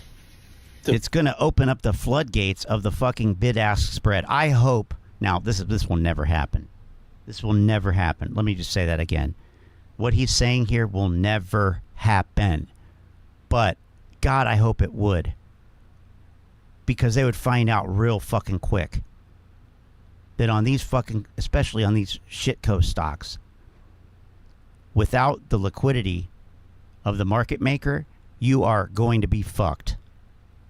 In a way that they've never been fucked before. That's what I believe. You want to talk about beliefs? That's what I believe. You're not going to see a 1 cent fucking spread on a stock that nobody wants. You're not. So I hope that they do shut down off exchange on this stock, but they're not going to. I mean, there's in every other instance when this has been brought up, and even when it's been taken to the exchange or whoever, there's never any justification. I mean, can you imagine? He's going to go in front of a judge and say, well, but Adam Aron's a seasoned veteran. He knows what's going on. Bro, this is what he's going to take into the courtroom. This is what he thinks he's going to be able to show with evidence. I mean, this is the most ridiculous.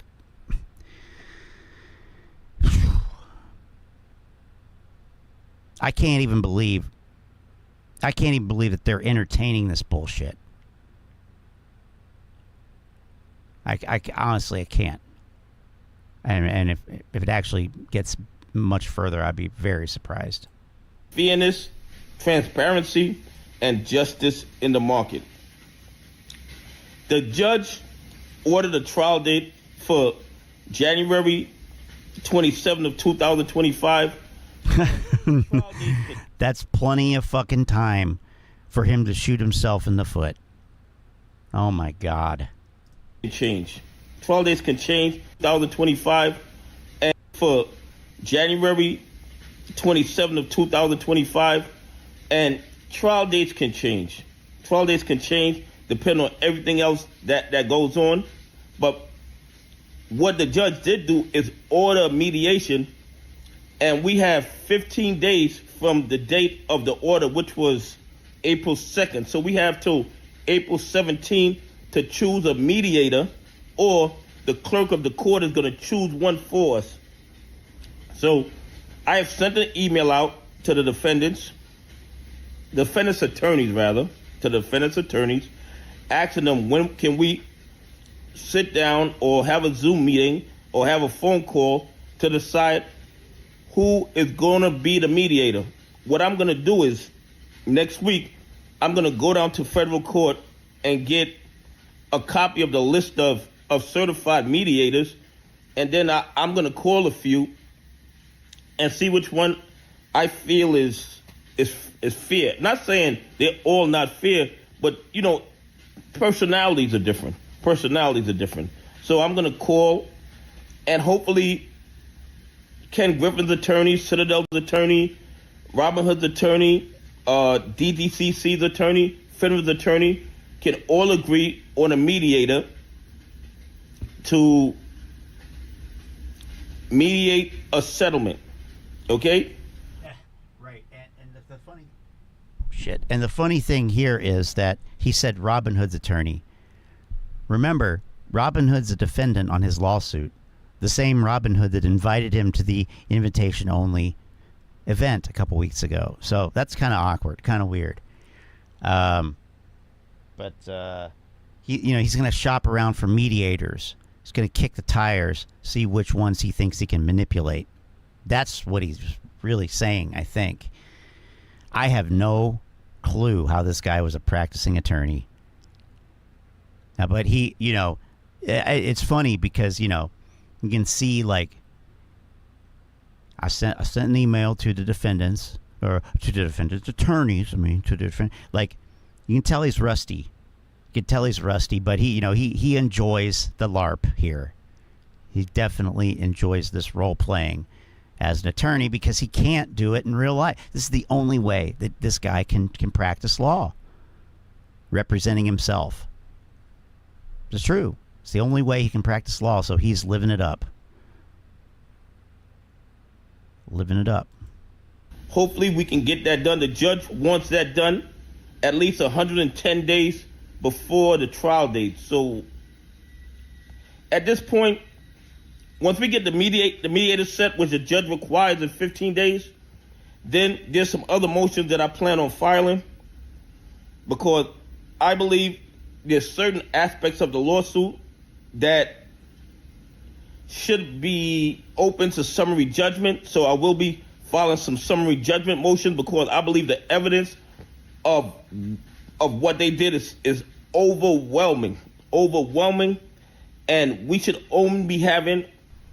What did they do though? I mean, you can't list the actual statutes that were violated. You can't list specific instances of any crime that was committed. I mean, he's talking about deposition and everything else as if this is legitimate. But you can't give me an elevator pitch even in 11 minutes, and that's a hell of an elevator pitch.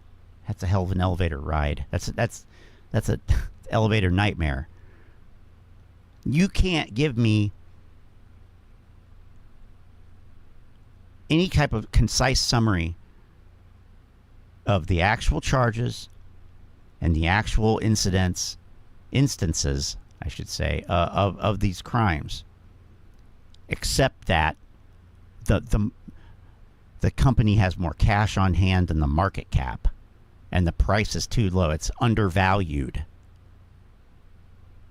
How in the world is this ever going to see the light of day? I mean, these guys are making a mockery of practically everything that they fucking touch. It really is remarkable how inept and just absolutely fucking delusional. This shit truly is. I mean, and we're 2/3 of the way through this bullshit yet. Amazing. On damages. And I do have one more video after this. It's not him, but boy, am I fucking curious, because I mentioned the solar eclipse. As far as I'm concerned, but I will write the motion. I will do my legal research. I will write the motion, and the judge is going to make a decision, and then the judge is going to make a decision, right? Okay, sure. But like Badback says here, they can't force anyone to pay you more for your shitty stock. That's what they want. That's the ultimate thing that they want. No, but see, no, it's not. They want a fair market. They want it to be fair, which I say, how is it not? You had an opportunity. You didn't take it. That's not the market's fault. It's not the market's fault. Like, did they even really have to give you that opportunity?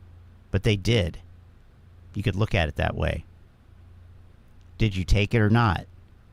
No, but they should give me another one. I mean, in what world is that considered fair?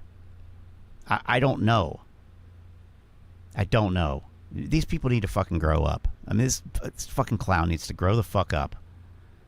Mr. Private Investigator. Imagine hiring this guy to be your private investigator. Like, you think your wife's cheating on you, so you hire a private investigator, and this is the fucking clown that shows up at your house. Are you fucking kidding me?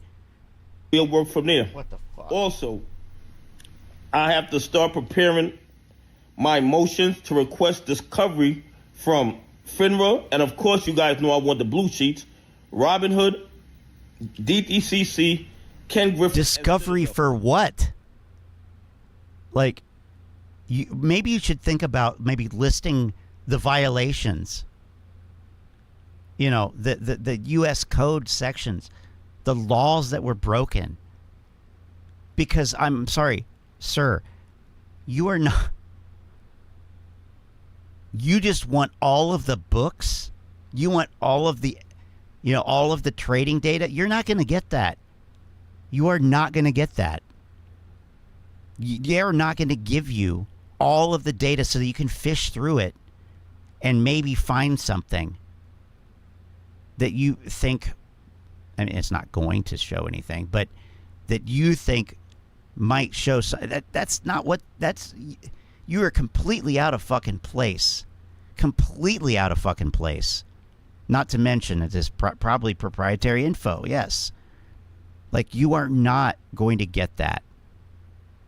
Especially without specific allegations that show any, I don't want to say probable cause or reasonable suspicion, but that even hint at any type of impropriety.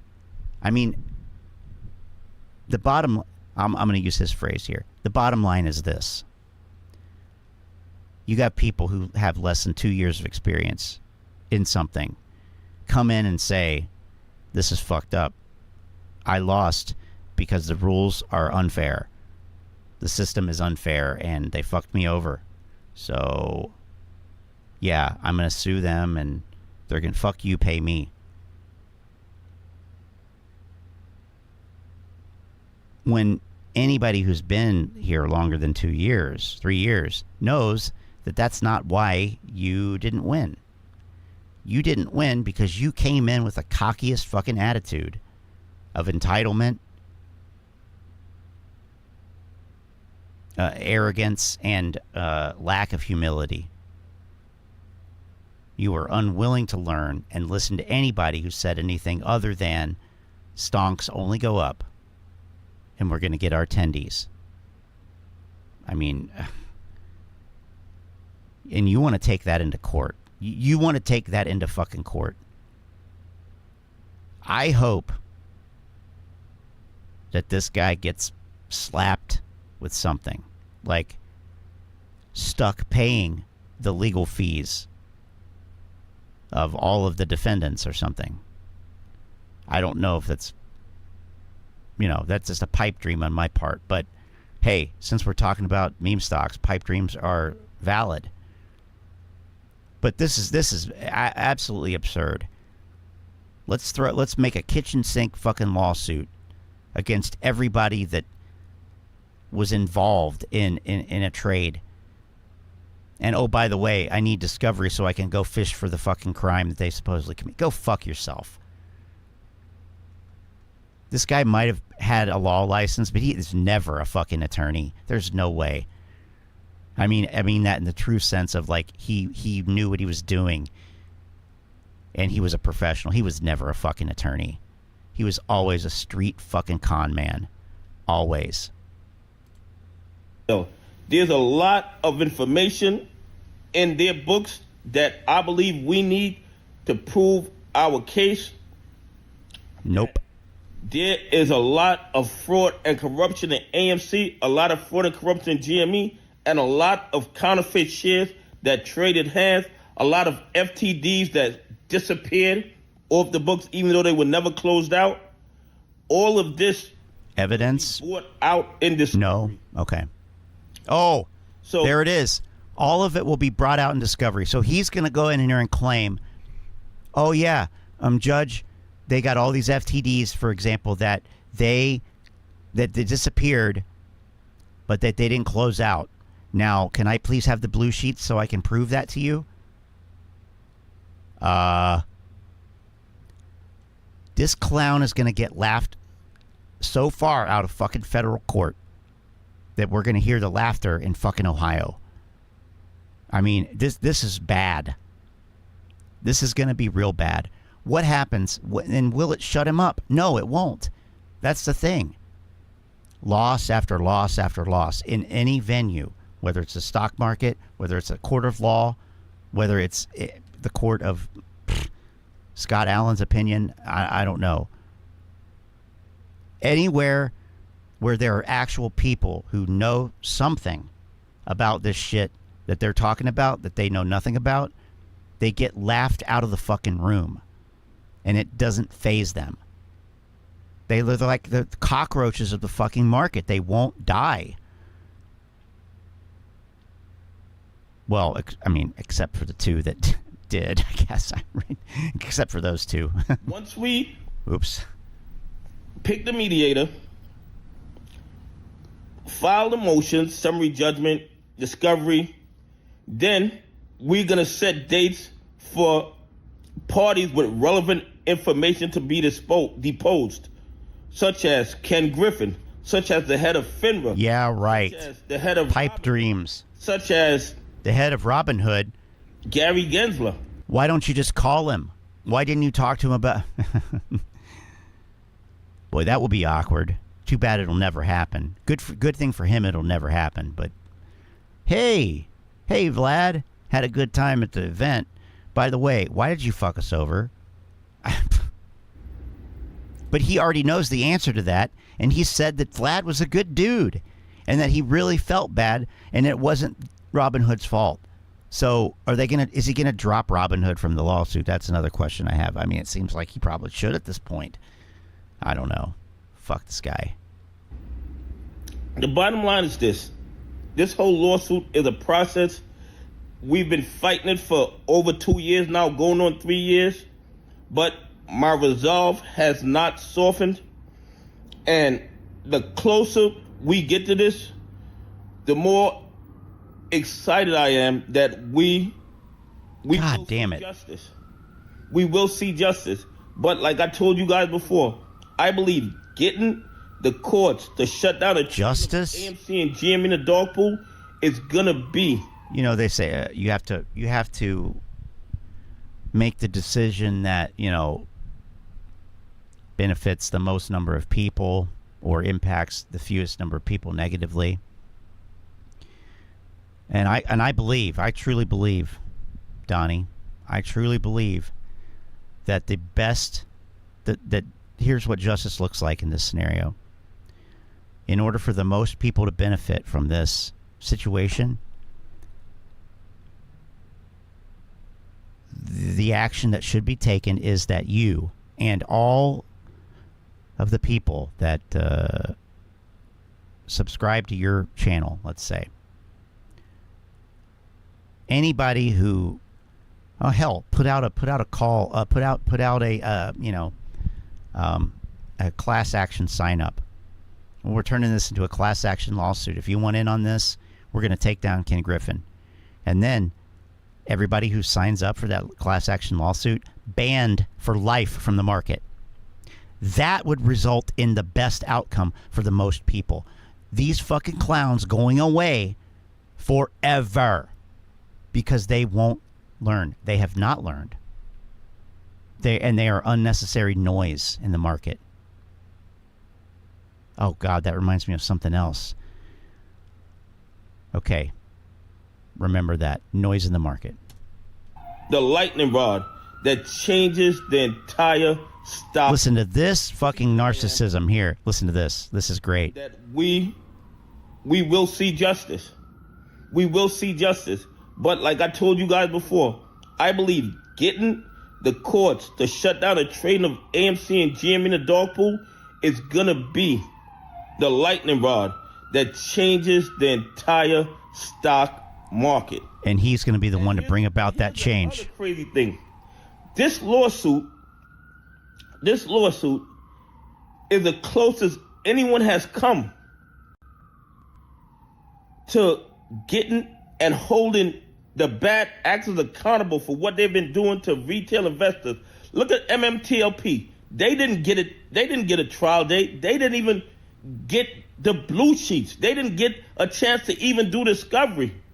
The judge shut them. Because there was nothing to discover. Because what the judge discovered was that they were a bunch of fucking idiots who don't know shit about the way the market works.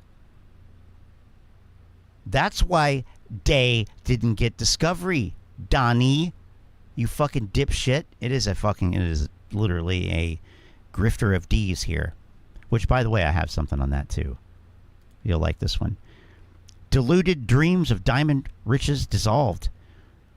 Don't dwell on declining digits. Deflated meme stocks didn't deliver. Diversify your dollars. Ditch the delusion. Depart the downward Doge spiral. Discover dependable dividends.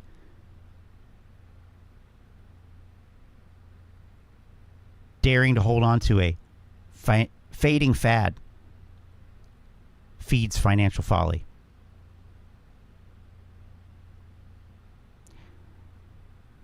Diversify your dollars. Ditch the delusion. Depart the downward Doge spiral. I don't know why it didn't say depart the downward Doge descent. But that's AI for you. Google Gemini, by the way.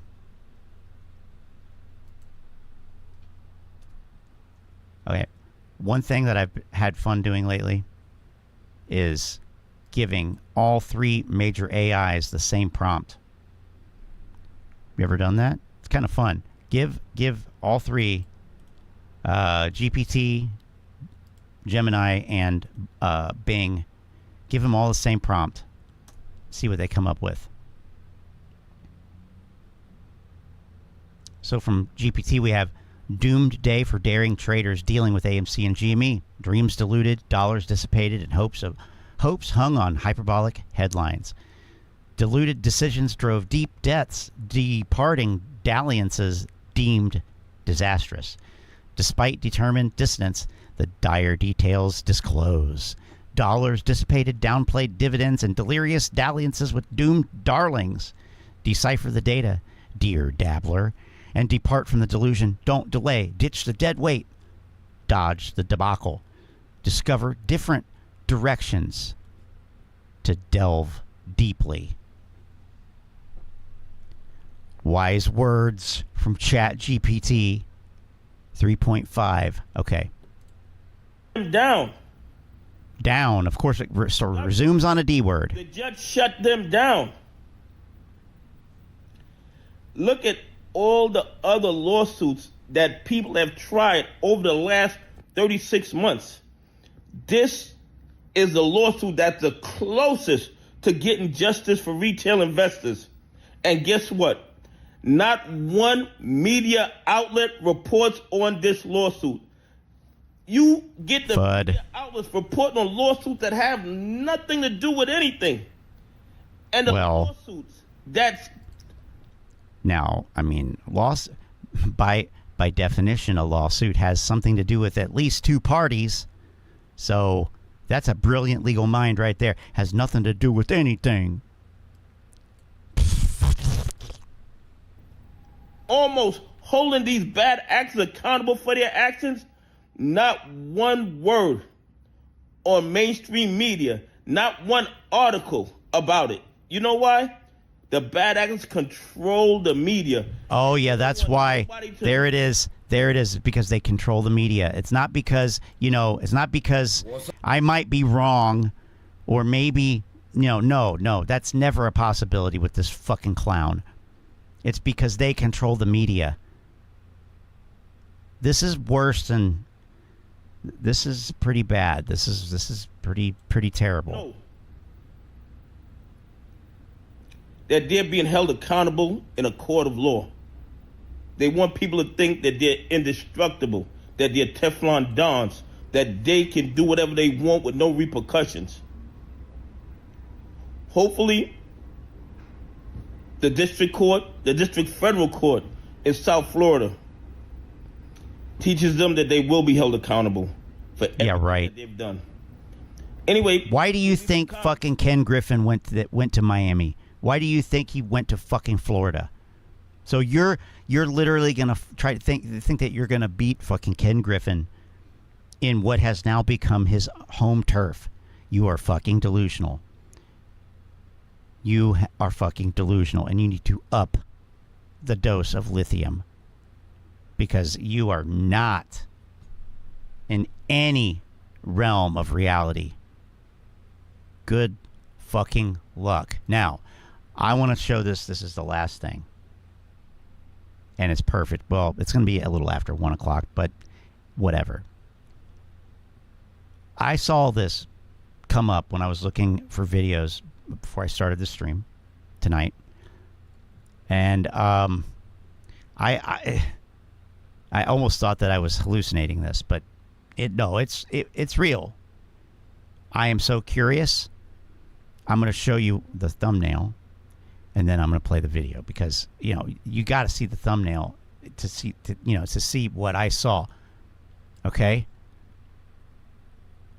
This one right here, third video. AMC and the April 8th eclipse.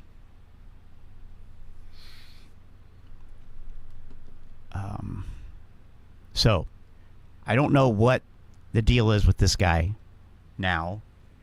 But we've had, the Easter story you've never heard about how Ken Griffin is apparently bankrupt. And we have videos about the solar eclipse. And then I have a video here about the New York earthquake. I don't know if he's trying to diversify or what.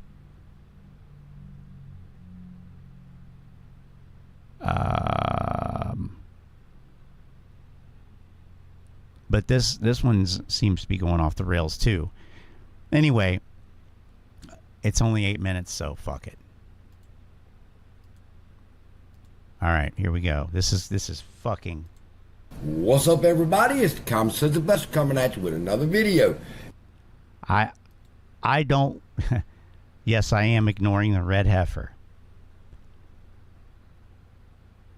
Although this one came out first, I think, so it's possible that it could go there.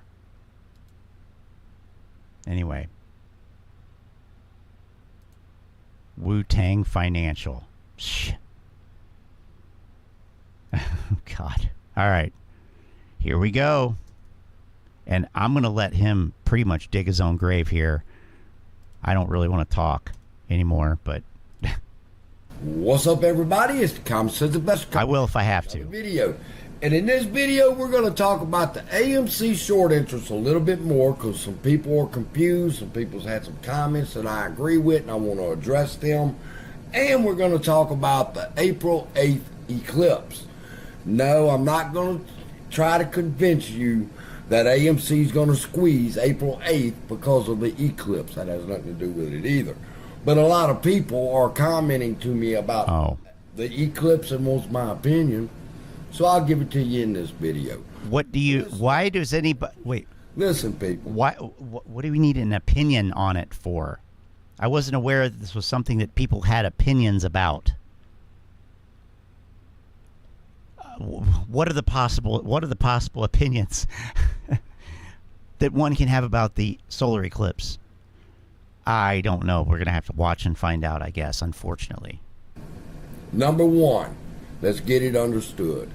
You cannot look at short interest and make that a statistic that you can follow and consider it to be accurate, because they only report only 80% of short interest. All right, 20% we don't know about. So if you want to manipulate the short interest, all you would have to do is report less short positions one day, then the next day increase it, and then it goes up. No. Okay, so this is already wrong. The 80% he's talking about, that's talking about ortex. Okay? And the number that they say was 85%, but whatever. That's self-reported short interest, self-reported shares available to lend, but it's self-reported by the brokers, the lenders, not the people who borrow the shares, not the hedge funds. I don't know how somebody can 3 years later sit there and claim that hedge funds have to self-report their short interest and that somehow they only report 80% of it and that's okay, and none of that is correct. None of it is correct. He's talking about ortex, which I don't know why he didn't say, because that's where the 80% figure comes from. But what is reported is not short interest. It's the shares that are available to be borrowed. And Ortex uses that as a proxy to calculate short interest. And it's done on a daily basis.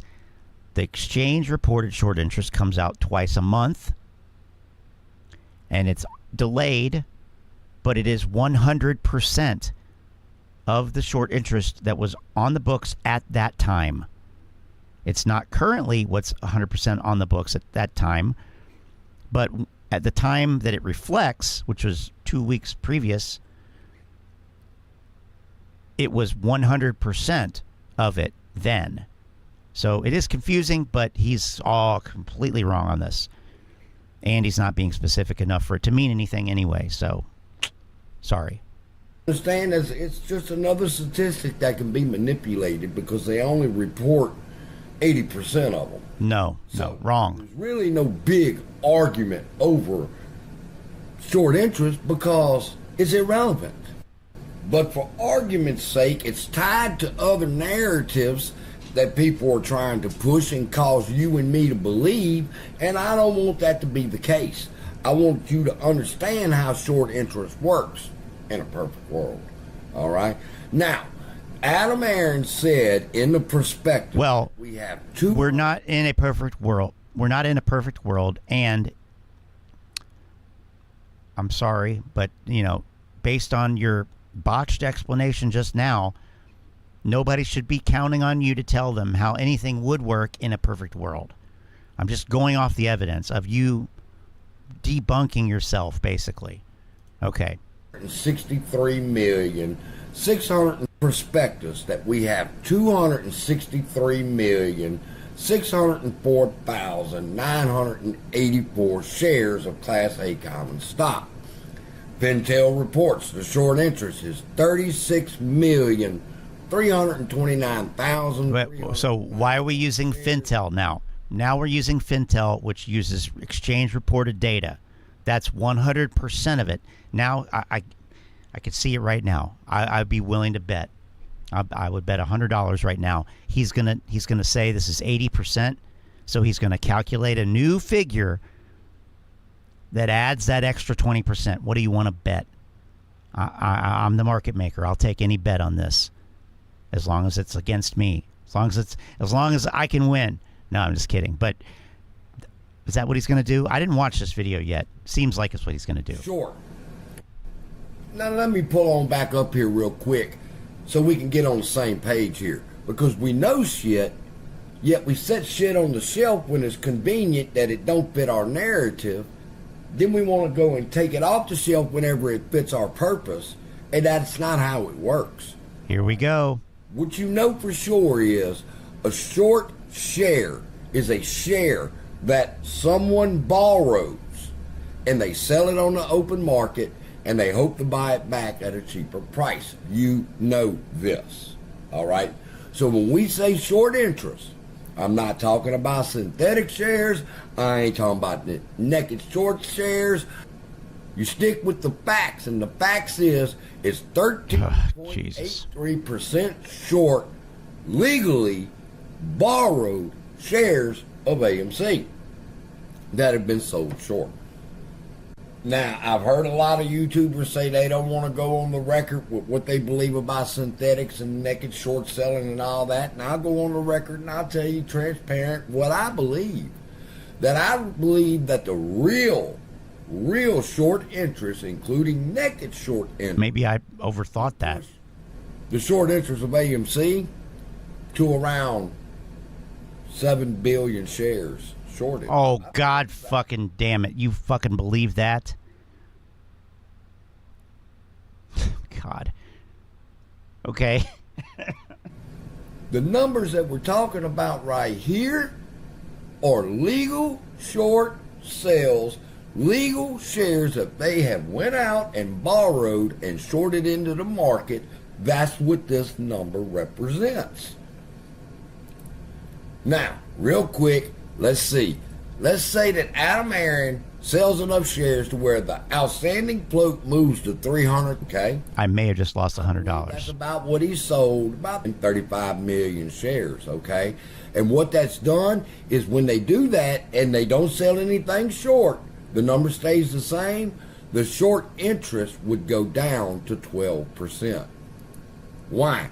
Because the new float's going to be 300 million and the short interest is 36 million, so that's 10% is 30 and 2% is 6, so it would be a new short interest of about 12% if they didn't short anymore legally. But now let's say that they are shorting legally, which means that they are going out and they are finding shares to borrow, and then they are shorting them into the market. All right, that's what short is, right? Then where are they getting the shares to borrow? They're getting the shares to borrow from the 37 million that's been sold to the longs. Hello. Now, let's switch gears and talk about this April 8 eclipse real quick, okay? And did he edit out the punchline? Did he edit out the point? What's the point here? Where are they getting the shares to short? Where are they getting any shares to short? They're getting them from accounts that have enabled them to borrow shares. Not necessarily from any new shares that are issued. Why would you assume that it would be from new shares that would be issued?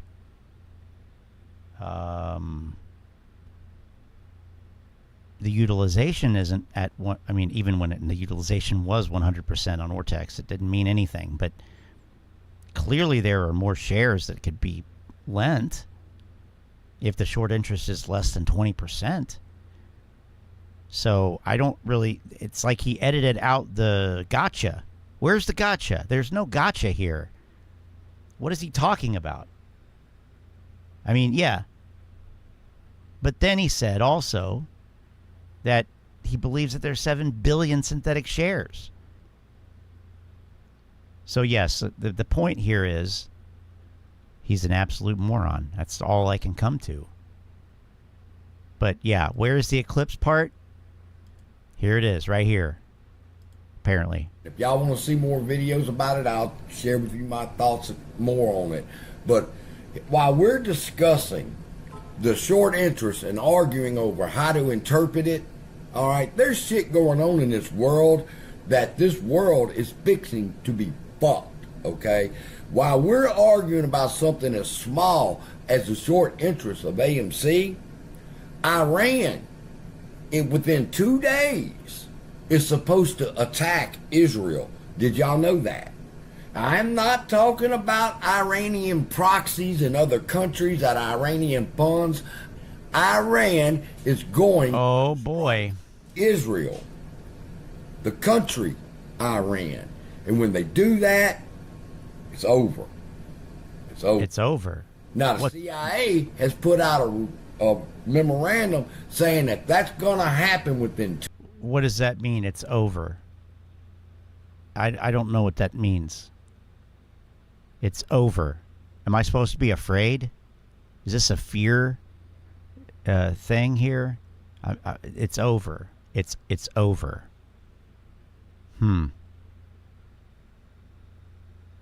Yeah, I don't know. The country, I mean, as opposed to... What the hell is he talking? This is some... Okay. Okay. It's over. It's over. Now, the CIA has put out a memorandum saying that that's going to happen within 2 days. When they shoot them missiles at Israel, people, it's the end of the world. I hate to tell y'all. The short interest on AMC ain't going to make a fuck if Iran shoots them missiles. So what's my... The end of the world?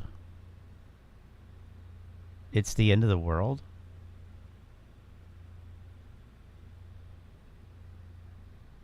What?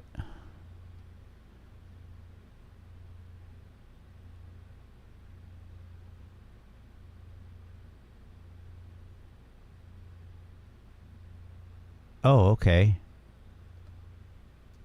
My point is, like I said in the beginning, all right? It makes no difference what CSI believes.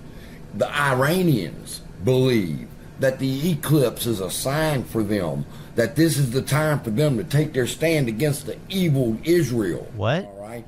And it is? This is what could cause a self-fulfillment. Why would... Now, I don't know if that's true or not, but these are regular occurrences that happen all the time.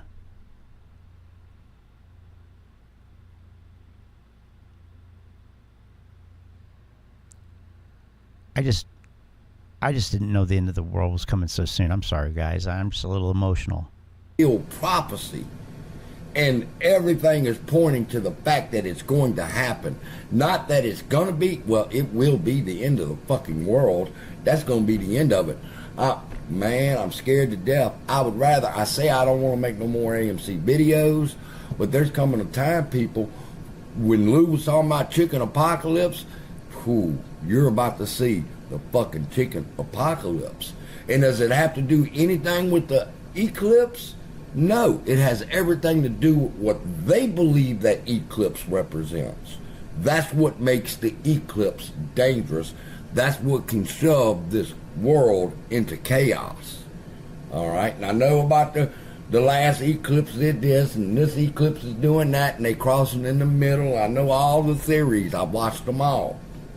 But I know this, that it makes no difference what I sit here and believe. It's what they believe in over there, and they believe in that this is the time for them to rise up, and it's about to happen.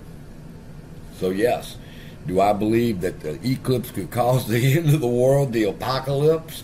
You fucking right, because them stupid motherfuckers is just crazy enough to believe that the eclipse is telling them to do stupid shit. So with that, love y'all. Be blessed. Y'all want to hear some more theories on the April 8 eclipse? I got a whole bunch of them. I'll see you in the next video. Be blessed. So I'm spelling a new grift for CSI. But it's such a short-term grift. Like, it has a short shelf life. I mean, like barely over 1 day at this point. I mean, and when I say shelf life, I mean shelf life. This is the end of the world we're talking about. But I guess the thing is, well, there's many things, but you know, as I was listening to his ending there, it's like he was kind of talking about the apes. Now, hear me out on this. This is one take, unedited, okay? So be impressed with that. This is one take, unedited. I don't need a script, okay? I don't need a script. I know what I hold. So he says that the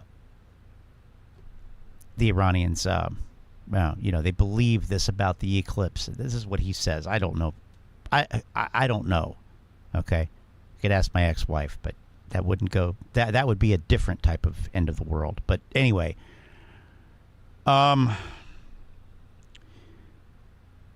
so let's say that somebody has a delusional belief. No matter where it came from, who knows, right? It could have come from an ancient belief, a myth. It could come from some charlatan or snake oil salesman, wherever. It could just be a rumor. But somehow this belief takes hold. And as he said, it causes people to do stupid shit, right? And that results in ruin, destruction. Is he really I mean, this is really reading it too much. He's not this brilliant. But if he were, that was a missed opportunity. He could have used that to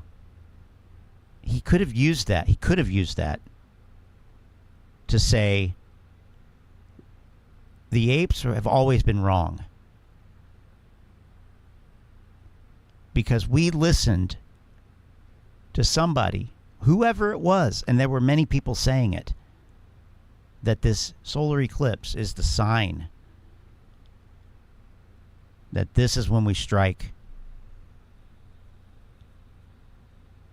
Or we listened to these people who said, this is the sign. 801 is the sign that I should buy this stock.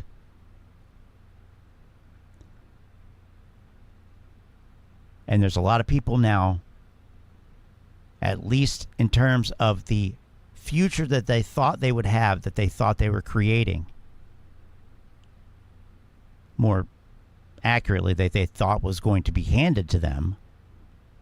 No questions asked, no strings attached, which we don't know how that does. We know that that's not realistic. And that even when it does happen, like with people that win the lottery or make a lot of money in one lump sum, they end up fucking up. It's not a transition. It's not a nexus that works usually. Anyway, they thought that they would have this amazing life where they didn't have to work or do anything, and they'd be driving Lambos and all this stuff. So to not have that now is essentially to have your world taken from you. It's the end of their world. The world ended for them.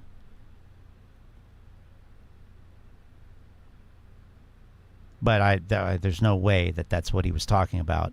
However, maybe it was subliminal. Maybe it was subconscious. I mean, it happens a lot with these guys. They're talking about something completely different. Completely different to the fact that they fucked up and lost all this money and there's no hope.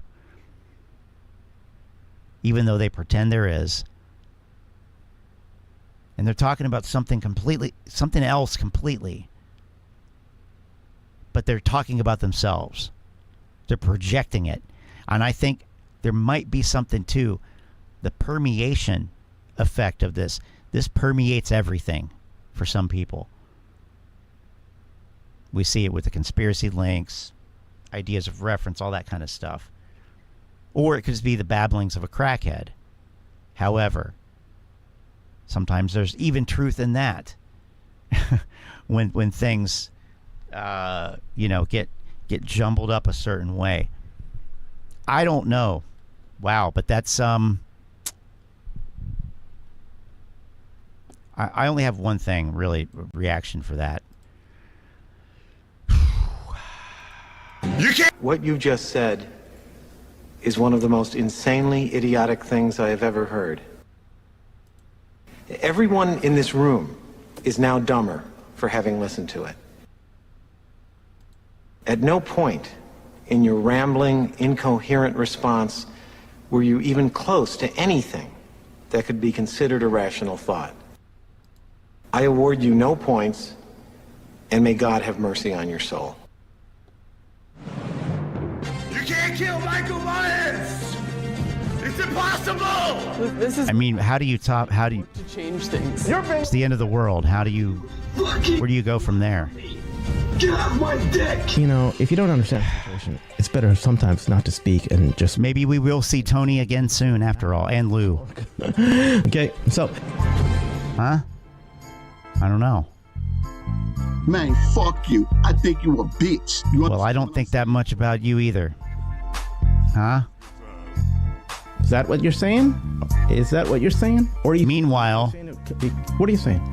Huh? This picture surfaced. Then they fight you. I don't know when this is from. I don't know. But I hope he's okay.